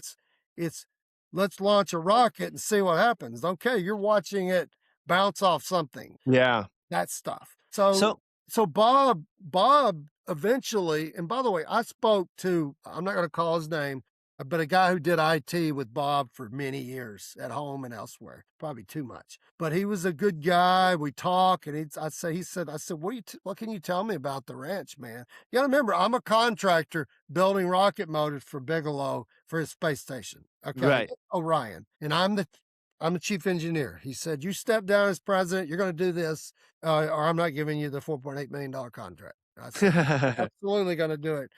So I got to talk to his guards. A lot of them were special forces out of the military. I mean, his guards Mhm. everywhere out there, by the way, Right. barbed wire Yeah. fence. And they would tell me, I said, "You been out to the ranch?" They said, "Yeah, I spent 2 months. I hate it out there." Well, what? Well, it's a lot of boring, but a lot of crazy. What is crazy? He said, "Well, we might go to the grocery store. We got groceries everywhere. And we come in, we set them down, walk in the next room, they're all over the floor. Cabinets are open, just stuff like that."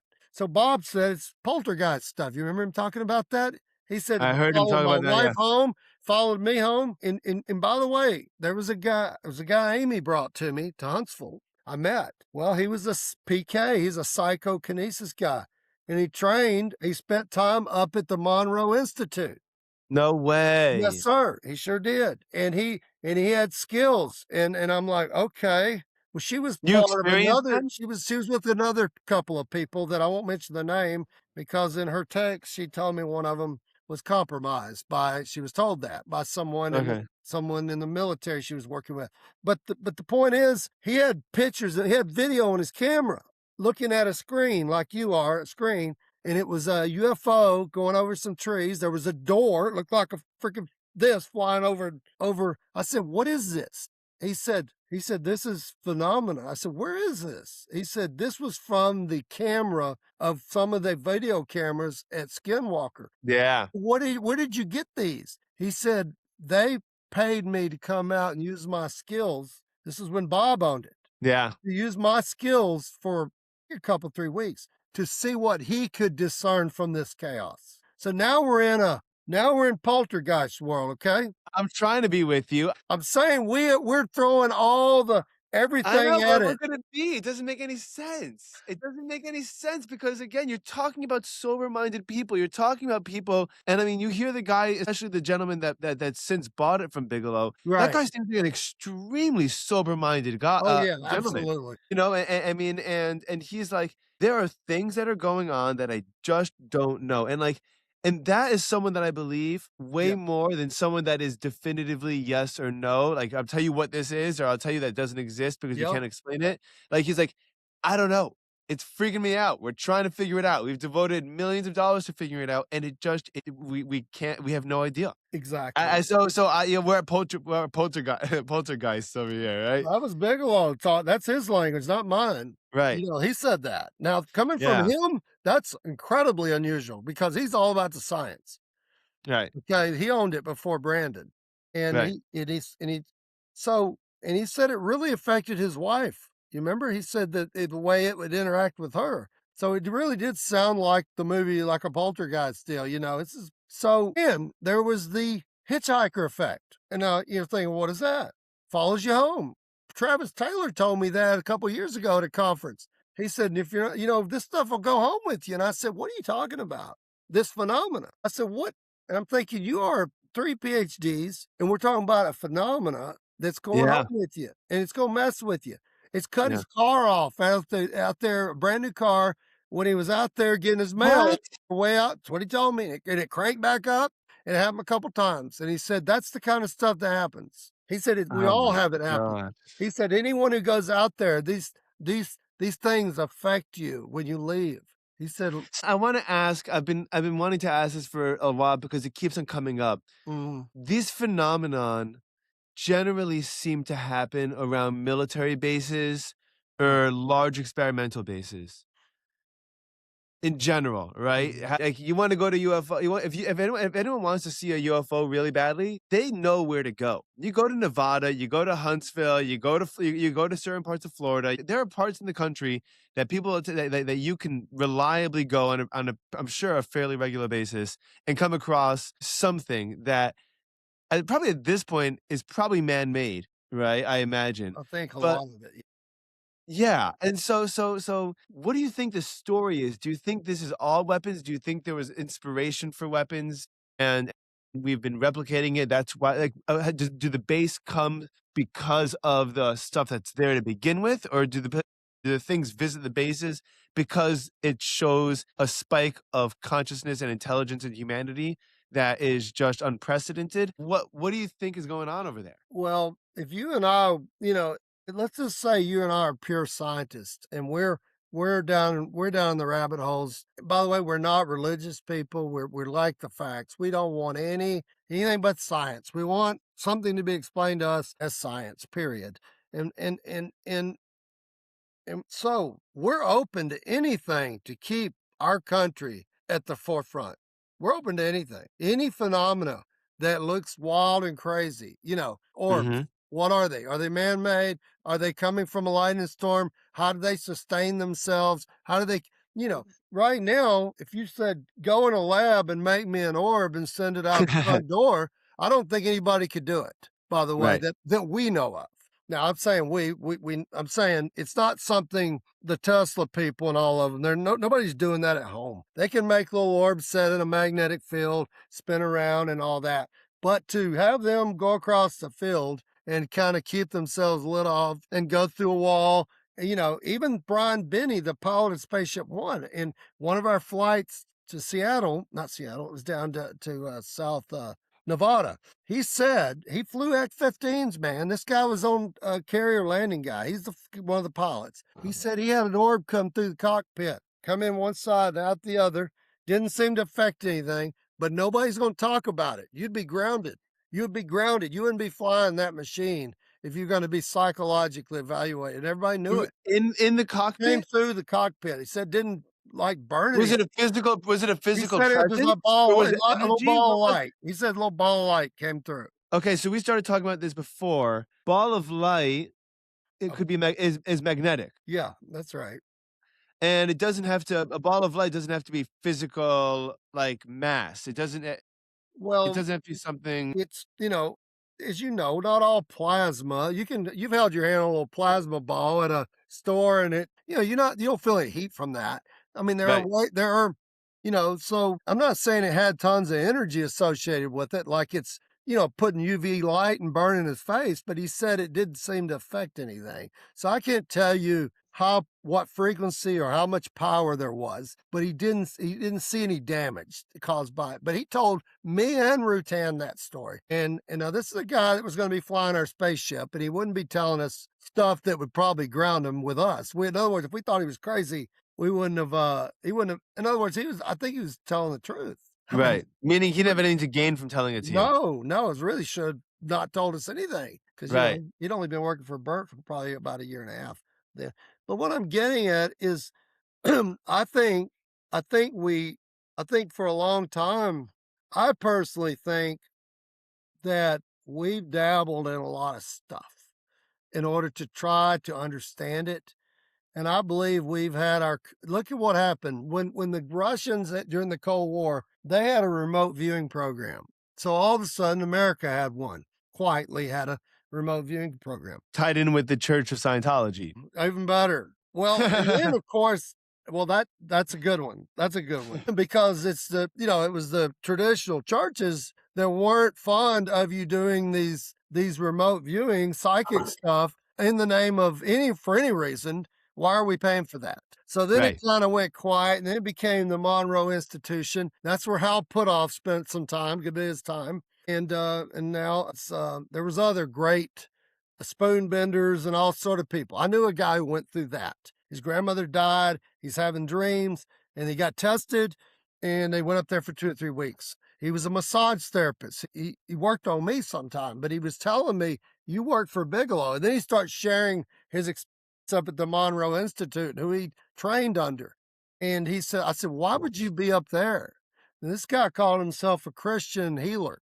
And I said, "Okay, tell me about this." I'm on the table getting massages. He was good at deep tissue, hip stuff, sciatica in particular. But I'll tell you what, I looked him up the other day. I'm not going to say his name, but he was working on me pre-COVID or during COVID, probably a little bit. He looked him up in the paper, and went to jail for crack and stuff. He looked awful. Shit. Yeah, so he in order to he was showing me a little skill he thought he had or something, and I'm like, "Okay, what do I do with that?" And it had to do Yeah. with the necklace and spinning it one way and then other, and, he was just thought he was people tell you stuff if they know you work for Bob Bigelow and you're in advanced propulsion or whatever, people just start sharing stuff with you. Yeah. Believe I me, bet. they I bet. do. They think you're one of them. And I'm one of them is sometimes it's satanic people that they're all in. They've Yeah. got the garb and they're thinking, "Oh, I'm at the right table." I mean, I had two of them tell me that this is going to be fun because they think, I've got some great stories I'm going to tell. I've seen different sides of this, man, and it's like I personally believe in the name of national security and keeping us number one. I think we've explored things we probably don't know what we're doing in many cases. That's like the consequentialism that we talked Yeah, about that's earlier. right. If we don't do it, someone else will. That's like the AI. That's like the CRISPR technology. If we don't, they're gonna run around us. So consequently, we gotta get in the front of it. It's kinda And it's, crazy. crazy. I don't even know if that line of thinking is even necessarily true or rational. I think that we have our perception of reality, and especially of other humans in other countries in general, Mhm, is so much of it is so manufactured, and mhm, so much of our perception, I think, is so one-sided and so intentionally blind, and not from the people that are seeing it, but the way that it's being taught, and mhm. the way that our perceptions are forged and shaped. I think that people do like if the wor I think that there could be I don't know how it would even happen, but because I think the people running the show aren't those type of people, but I think there could be a world without nuclear weapons, but using nuclear power. There could be a world in Right, using science again, like you said earlier, science is a tool the same way right, amoral. There's no good or bad. right. It's just the way that we choose to implement it or not, and we are at everyone's throats all the time. We're so tribal. And I think one of the big threats of space, one of the big threats of space travel is that we ultimately begin to start looking at one another as one tribe instead of looking at the American tribe and the Russian tribe, or the American tribe and the Chinese Right. tribe. Mhm. And the planet Earth is a tribe, and that would be catastrophic to the general order of the way that the world is running right now. But you know what? Since the beginning of time, people can't seem to be content with, being, on this level. Somebody's gotta be the top dog always, and we can't you don't trust people, and, I mean, Yeah. it's as old as time, man. I And mean, that's why we need religion. I yeah, think that I personally believe that that's why we have religion in general. I think religion for humanity is an evolution of consciousness. Hey, who would have ever thought that man would be monogamous? I mean, like, I mean, think about how old we are and how old our species is, and for a guy to say, "I'm gonna put on a ring and then, never touch another woman for 60 years," which goes against who knows how many primal or evolutionary instincts that guy might have. Yeah. You know, I mean, we depe or the fact that we have manners. I mean, like, all this stuff is we these are evolutions of consciousness that make us something different, and so that's just another step on the ladder that we gotta get to, but I don't know if it's that far off. Well, I think it seems to be, it's not a bad guideline for living a lot of what we learn in our in various scriptures. And it's practically when you get old, you look back and say, more power and more latitude and more freedom is not necessarily going to be a good thing for the kids. And the structure of good enough as and finding that happy medium and balance in your life, all those things are, I mean, there's not too many good stories where people conquer everything and they're number one Mhm. and they get to stay there. It doesn't happen. Yeah. And Or of course they've tried the United Nation thing, and then but the problem is inevitably there's people there's thinking there's too many of us, and they're going to figure out how to thin us out, and everybody who makes money seems to be fine with using various, whether it's through health, what we eat, what we do, how we live. It's okay. Feed us crap, and there'll be a lot of people that don't have money that will be happy to buy the crap, Mhm. and they'll die earlier. And I'm telling you, it's there's people that really do look at us as that we're not that important. Maybe the Yeah. animals are more important or more intelligent because they're not Yeah. doing as much destruction as us. So inevitably, the problem with the nuclear weapons is, yeah, you need a world police kinda because we really are to that tipping point. By the way, we are at the tipping point where everyone says, well, they only have 60% concentrated, you know, material to make bombs with. The thing is that people don't understand is it takes a long time to get to 50% with the process, but you can get a bomb in a matter of weeks with that percent and get it to where it needs to be. It's not linear. It takes a long time to get to that that amount of purity, by the way. Mhm. Then it's That's easy. interesting. It's very easy to get the rest of the way, and that's a problem. It wouldn't be a Well problem if you didn't get rewarded so well if you blow some people up, because the program if you're a male, for some people, mhm. they get some pretty good hookup for doing bad things to other people. So, I don't know the answer, but I'll tell you one thing, without trust and verification methods, we're in a pickle, and this goes back to what Werner von Braun was talking about, this moment in time where we're going to have to deal with the alien threat. And he says, but it's not going to be aliens. It's going to be the governments trying to manage big this big thing called Earth and the nuclear weapons here and there. And now we need a common belief Did system, you hear common enemy. We Yeah. need to get rid of these weapons or throw them at the aliens. But he said it's going to be us. It's a way they're going to try to manage the acceleration of knowledge, technology, and they need a way to grab a hold of the whole planet I and think manage Stephen it. Greer was saying that the other day, wasn't he? Did you see that? Stephen Greer? I don't know that I heard him the other day saying I know He that said he the has other mentioned day Von Braun before in this scenario, but he mentioned that there was supposed to be, there's 2 different attempts for projects and, for mass, I guess, control or, like a COVID type event, right. and that a faked alien invasion is being planned for 2028 or something like that, which is why we're starting to head down this path now. But again, what makes this so frustrating is that, like every good conspiracy theory and like every good government event and like every good issue that ever happened, there's always a little bit of truth probably laced into that. And so if we were to say that, you know what, the universe is almost certainly teeming with life, I believe it, and the universe and I don't know whether whether life has visited Earth. I'm inclined to say yes, personally, but that's just because I want to, I think, more than Yeah. anything. But there are sure, I lost my train of thought over there. No, I think you were just saying that I guess Greer had a couple theories that he was Oh, throwing right. out. So I'm sure that there's grains of truth too, if there is a planned alien invasion, that there have to be grains of truth within that not gonna whip this out of nowhere, and there has to be some kind of hard science that you can prove. point to, listen, people did die of COVID. Like that wasn't a Oh, question. yeah. COVID was a tragedy for Right. an enormous amount of people. There was no question that like, the question isn't tragedy or not. The question is manufactured or not, with what intent, to what extent, and so Right. on. But And and by the way, the answer could be whatever. And yeah, that I don't even care to get into that. I But think it's all the above.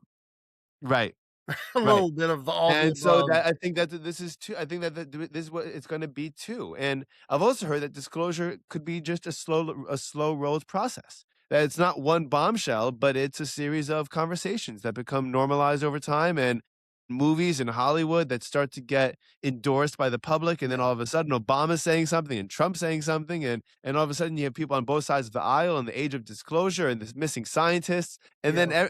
and now everyone's kind of already there. Everyone's already there without anyone having to come out and say anything. Yeah, we're getting warmed up for sure. I kinda listening to Tim Burchett and listening to Luna and they're pretty junior to have this project that they have in their court Sure. to be chasing the old school, the old guard. Do you agree? They're young. That means they could be pretty gullible about Luna in particular, I thought yeah. was strange how involved she is. Like, Yeah, it's yeah. cool, but I'm surprised. Yeah. So, and they said today, I think I heard Tim Burchett say today, he said, well, they said, do you really believe in aliens? And he said, I believe there is evil. And he said, you know what I'm deducing from this? I am thinking that there are people and forces in play where they're seeking knowledge for great technology and they're doing unconventional I things think like Sam Altman's one of those guys too, by the way, okay, I for think the they are record. literally they want the toys and they don't wanna have to work as hard, so they are praying for knowledge from whatever's out there that will give them some feedback, and I don't think the what's out there, the details of that, the public is ready to hear that story. That's what I think. I think they have figured out how to communicate with whatever is out there talking. Yeah, Yeah, I'm talking conscious. I'm talking they're getting it and sure. they're calling it ether. They're calling it quantum. We may be getting a message from across the universe. It could be instantaneous coupling and you know what I'm saying? It could Yeah, be yeah, yeah, duality and we just tuned into the right frequency. It takes people to do this. And I think that's the controversial part. The fact that we'd be paying anybody to be doing laying in a bed or in a chamber doing something yeah, we call collective conscious seeking some way to have destructive outcomes with the toys that we might the knowledge we gain we use them to for maybe for and let's face it, if it's free energy of some sort, I'll call it free over Unity, that will definitely be squashed for a lot of reasons. Do Energy you is think yeah, yeah, because energy is there's so much invested in the way we currently run our whole system and who benefits. Absolutely. I don't see that we're going to get the hookup on anything. Another problem is when you have a really dense way to get a lot of energy, you have a dense way to build some awesome weapons and launch them. And if you can yeah, pull it out of ether, you can do it from anywhere. So that's the problem. They all kind of, it's like I think Eric would argue too that they all could be the same coin. The nuclear piece and the energy, the energy. In other words, the making of energy. You remember he talked about the Bravo, the hydrogen bomb going off, and they were talking about the yield that came out of that far exceeded what they predicted. There was something okay. happening with that bomb, and the scientists looked at the data and think, "Holy cow, there's some other physics going on here, coupling with this bomb and giving us more yield than we ever predicted." He said, right then, they said, we're going to do a moratorium on doing hydrogen bombs and nuclear weapons. And I think, based on what I've read, they were able to scale down all experiments because if they're a lot easier to make than they were the fission. The fission took a lot of magic happening exactly the same time.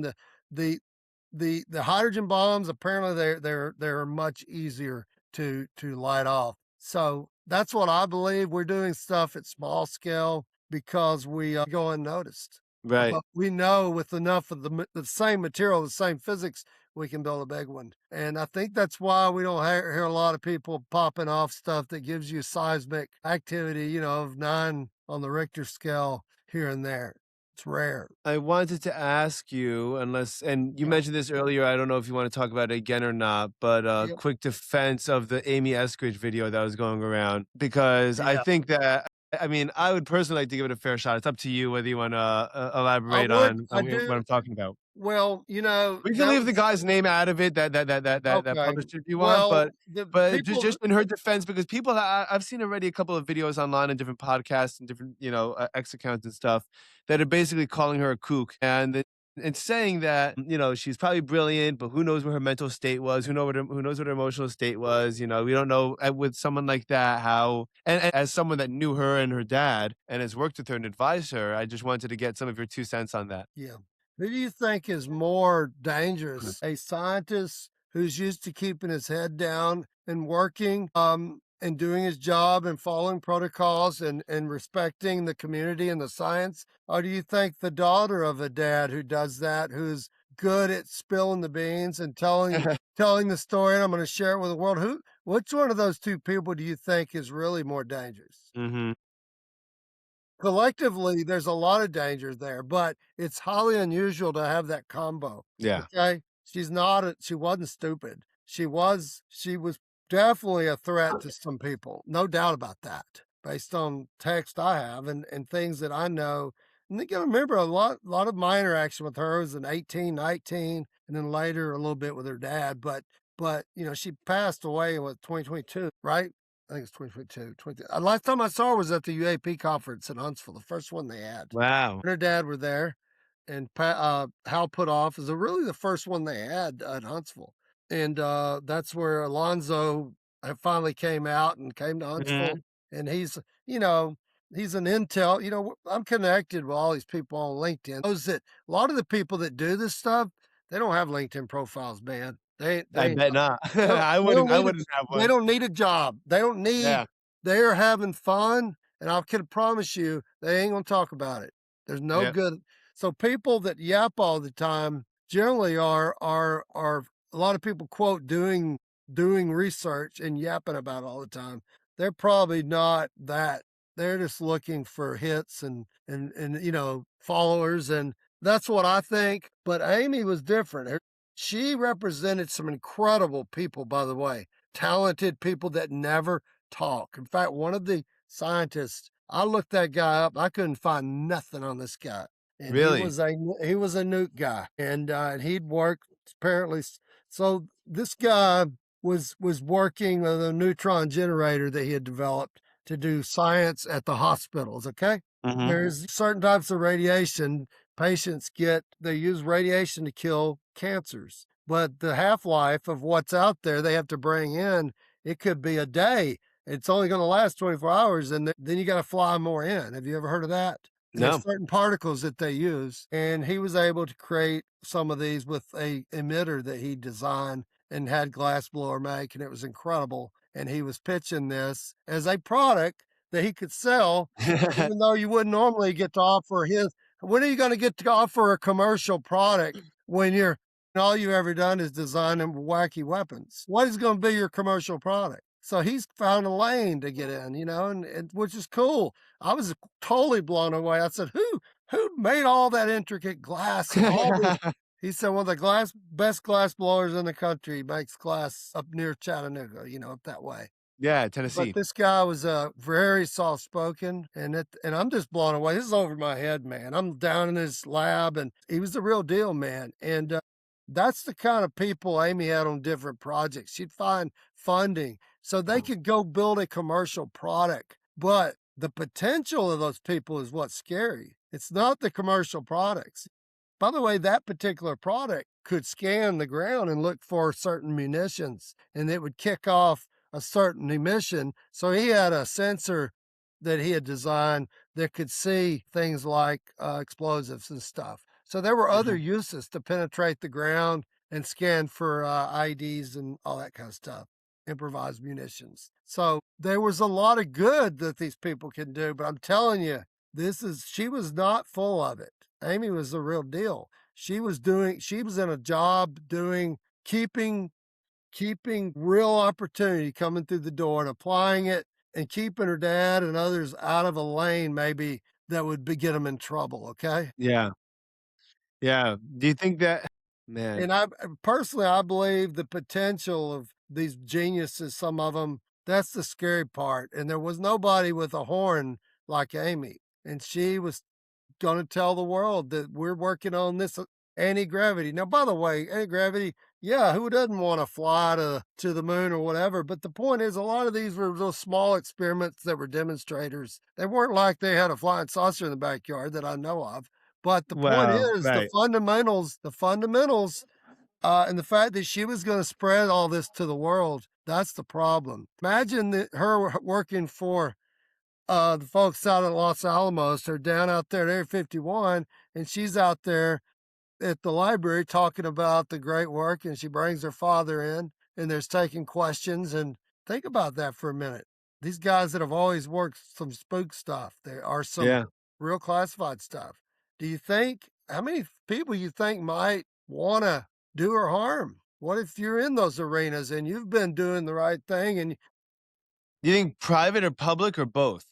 no, I think retired people that have a lot of knowledge and a And a lot of lot to lose. like some of these people that are disappearing Right. and all the connections to JPL, and it makes me wonder if some of these people were also working some of these conscious angles, by the way, and it all goes back to some of that Crowley Because stuff, some of that UAPs and consciousness are have been linked also, right? mhm, Especially because there's maybe some kind of speculation, and I don't think that there could even really be speculation anymore. I did a podcast I was making a short with a month ago with a woman. I think I told you this on the phone the other day, named Dr. Lisa Gable, where she's oh man, a neurobiologist, mhm, and she was working with the engineering professor to create like a EEG hat to use our neurons to control drones using EEG.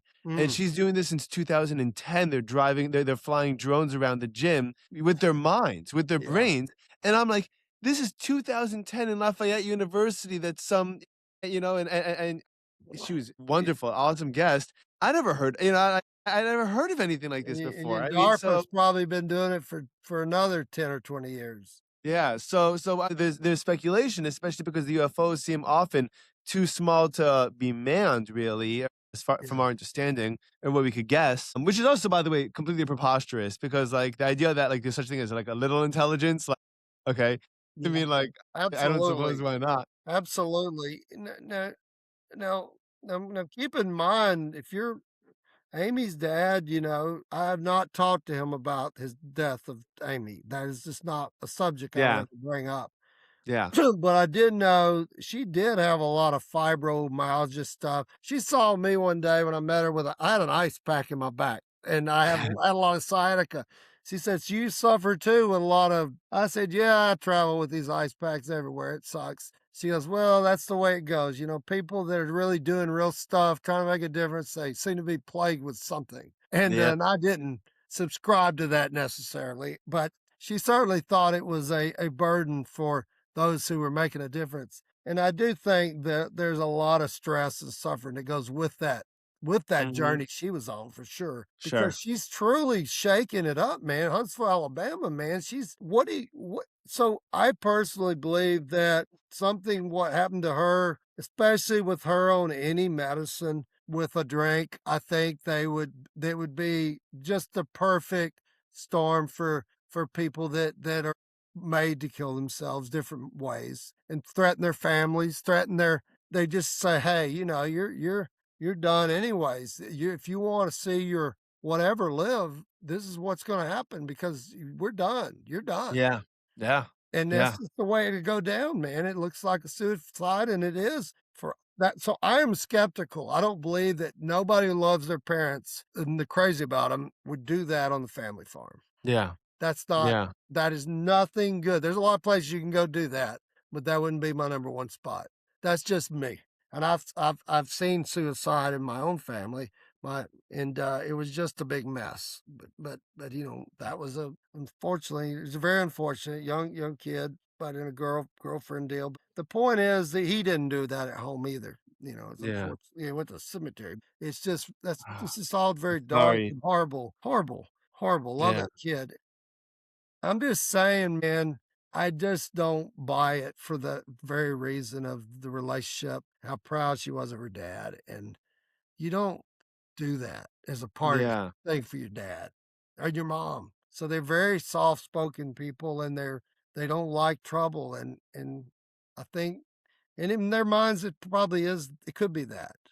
But and it's an off ramp because they've even said, well, unfortunately, scientists do die and some kill themselves. That's sort of their standard. That's what they said recently. I think Fox tried to get in touch with them and they said, Yeah. they said people, scientists die too.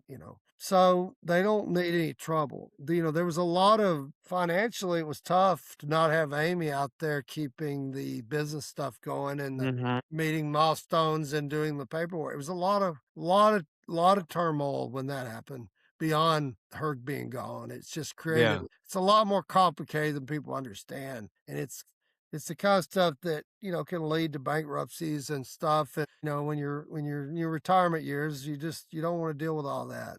Yeah, especially when your research is what keeps you going.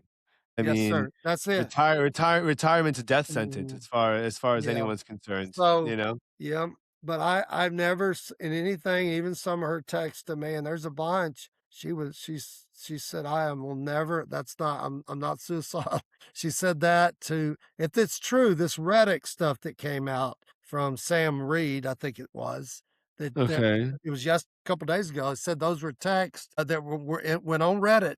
I screenshotted them all. I just Yeah. it disappears, but it's supposed to be text from Sam. Now, I met Sam as one of her, Canadian friends. Mhm. So, I have asked him, I sent him a note, I said, is this real?" Yeah. I don't think I've heard back, but that was, earlier today. I really if it is, I mean, if he's sharing that, it's really interesting. You'd have to read it, and I Yeah. don't wanna and for the I don't want any trouble with Amy's I don't wanna create problems for them, but I will tell you this, you just stitch it together. How many people get to go out when people are retired who've done some really crazy stuff and have talent, and you're trying to commercialize them at the same Yeah. time, you're telling people, "We're gonna do some gravity energy stuff," and then it's like, those people are like, "Holy crap, I don't want you talking about that because that's gonna get me somebody's Yeah. gonna come visit us. Are you with me?" Yeah. Somebody in the government, because that's not what you do when you retire working programs. That's right.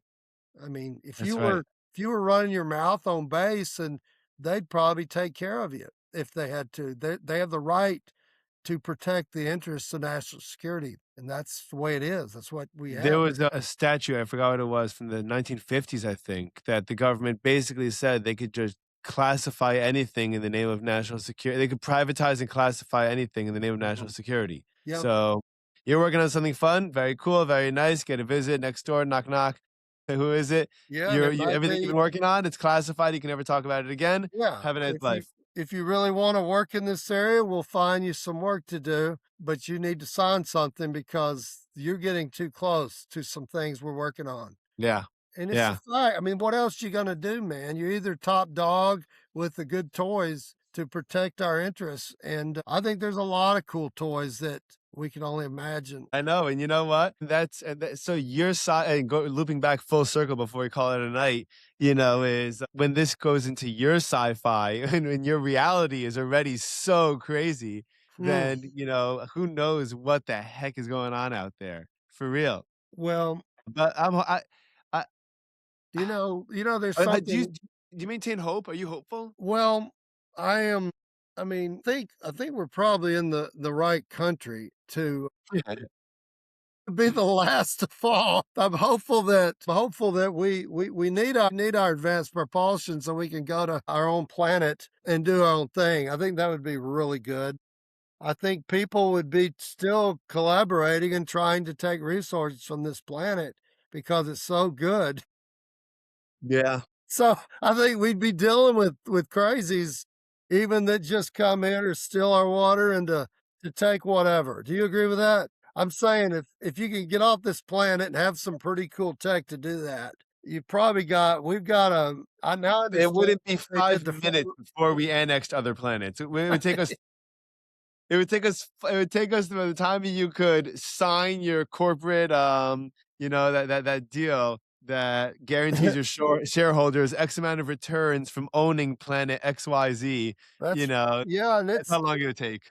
when you get Hoover on your show, you need to ask him about the nature of water and life, and he's found it everywhere, everywhere. He's studied the moon rocks and some Mars, a lot of Mars pictures. Haven't been any real good samples that have come back, Uh-huh. but the point is, he'll tell you a lot about how life could sustain millions of years under the water that never freezes.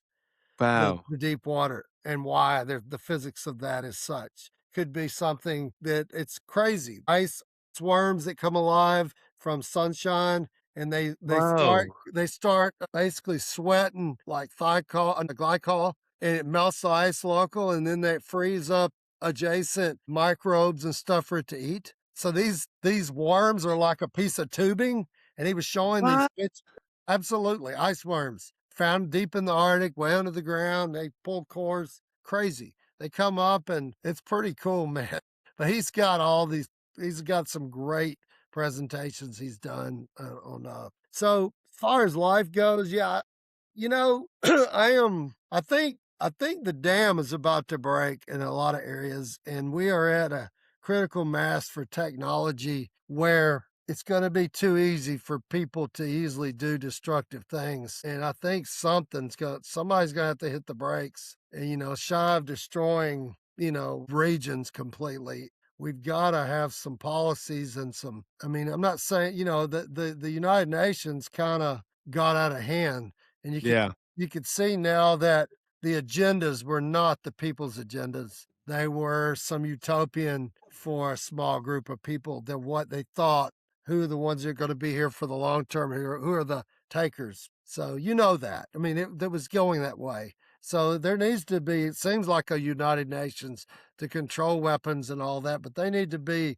a very open kimono existence, Yeah. transparency. I'm gonna leave it at that on that. But man, I think I really believe that I believe that this is why they use the term demonic sometime. I think the dark forces of where information is coming from, the taxpayers are not going to be happy with the answer, y'all. They're not gonna like what they're doing. They're not gonna be happy with these methods to go and get information and be in these dark places and summon things that we don't really understand the physics. We use the word quantum and interconnected and it's all but the fact is there's not a filed system just sitting out in space Sure. saying, well, if you go to this vector, you'll get Tim Pickens' speeches for the last 100 years. I mean, are you with me? Yeah. That's why people say it's a big holograph. It's a hologram. The thing about Yeah. holograms are if you see a picture, you can cut out a little quarter by quarter inch of that picture and it has all the details of the whole picture. No matter how small you make that. You know that, right? You cut it, No. you have all the details of the whole hologram. I didn't know that. Yes, pretty much to a degree, down to the point where you have the pixels stop making the image because it is photographic. Some of it's old photographic film, but the point is people see the universe as this three-dimensional hologram, and there's repetition of everything everywhere, sorta. Does that Yeah. make it kind That's of it, making yeah, people sense? call that yeah, that's, it's, not the looping universe. I forgot what it's called. I forgot what it's called. Yeah. But I do believe that we could have a long talk about the origins of some of the history of the gods and the biblical writings. Before people existed, there seemed to be this evil in the world, in some cases, made by a creator who was omnipotent and knew everything, but yet these creatures that wanted free will, or he wanted them to have free will. There was quite an experiment that didn't work out, but it's Yeah. even mentioned in our Old Testament and Yep. in some of the writings of in other religions. So, question is, were the battles of the planets was there some reality to that when they Yeah. were thrown out of paradise? But if you're gonna write a book to the people of planet Earth, why can we relate to creatures that aren't even beings? They're spiritual, or they are conscious. In other Yeah. words, they're not Entities. bimodal people like Yeah. us. So the Yeah. point is, why would you share that story with us? It's not as relevant as the people story, let's say, of the New Testament or others. All I'm saying is there's a lot of weird stuff that you could get into here, but I do believe our politicians are worried to death that this discussion about where some of this tech comes from, they really can't explain it. Yeah. That's That's a what tough I think conversation we're to have. do you agree with that? It's all seems to be aligning, and they're like, "There's not a good answer, but you're not gonna like it." Yeah, we have to see what I believe that comes out of any politician's mouth these days, but you I know what? Because even if they come out and show me, you know what? I don't believe crap anymore, and you know what? well, The blatant the degree of blatant lying is so is to such an extent that it almost would require the most overwhelming evidence that, like, it would yeah, need, like yes, it would like doing having a formal handshake and a photo op with a the interdimensional being for me to buy yeah. Tim Burchett or Well, what yeah, anyone you're else. right, you're right, I agree with you, and by the way, I think we're gonna see some pictures and videos, and I think people are gonna be able to explain them in different ways, Yeah, and I know. and you're not gonna see a And some's living gonna be bullshit and alien. some's gonna be amazing, and some's gonna be incredible. I think it's gonna be mind-boggling, but it's not gonna be anything you can get your hands on, and I think, the grudges, the people that think about it, the counterintelligence people that have come out as whistleblowers, are any of those people in jail, by the way? Not to my knowledge. And all whistleblowers go to jail, right? Yeah, so they're out running their mouth, and if they were really a threat, do you really believe they would be allowed to do that? Yeah. No. The No. point is they're out, they're counterintelligence, and they're out being fed some stuff, and they think they've got a platform, and it's clear with the one guy, Alonzo, it's clear that as long as he talks about aliens off the planet, he's in good shape. In other words, it's out there. It's not Yeah. us. Yeah, yeah, yeah. That's his space. Have you noticed? Yeah, I have. I mean, I don't buy anything he says either, unfortunately. I mean, Yes, again, grain of salt, because I'm sure there's kernels of truth, but I don't buy a lot of what he says. I agree with you. Tim, I'm sorry I have to cut this, but my computer's on 2%. So I I really appreciate your time. I love your idea about doing a live Q&A podcast another time. I think that'd be a ton of fun. Or I'll gather up a bunch of questions and we'll see what we could do with this. But I think that we could make something great, and I would love to have another conversation with you because this is our second or third multi-hour conversation, and I'm really Oh my enjoying all of them. gosh. Well, I'm sorry I'm so long-winded. No, this is great. I love this. I really this is the point of the podcast, and it's really been a ton of fun. So thank you so much for your time, and thank you for all this awesome information. And it's so much fun. We covered so much ground. So Yeah, and thank you. and This by the was a real way, when you gem. come back, I'll give you a tour of the labs and all of my crazy stuff. Jetpacks, rocket bikes, it's all here, man. I'm gonna come. I'm gonna. I'll make a trip. I'll make a trip. My That's wife and good, I are looking man. for a place to go. Okay. Tim, Well, thank it's you so really much for nice the to be on time. your show, and thank you again. Of course. Have a great night. All the Yeah, you best. Take too. care, Thank man. you. Bye Take care, bye. man. We'll see you.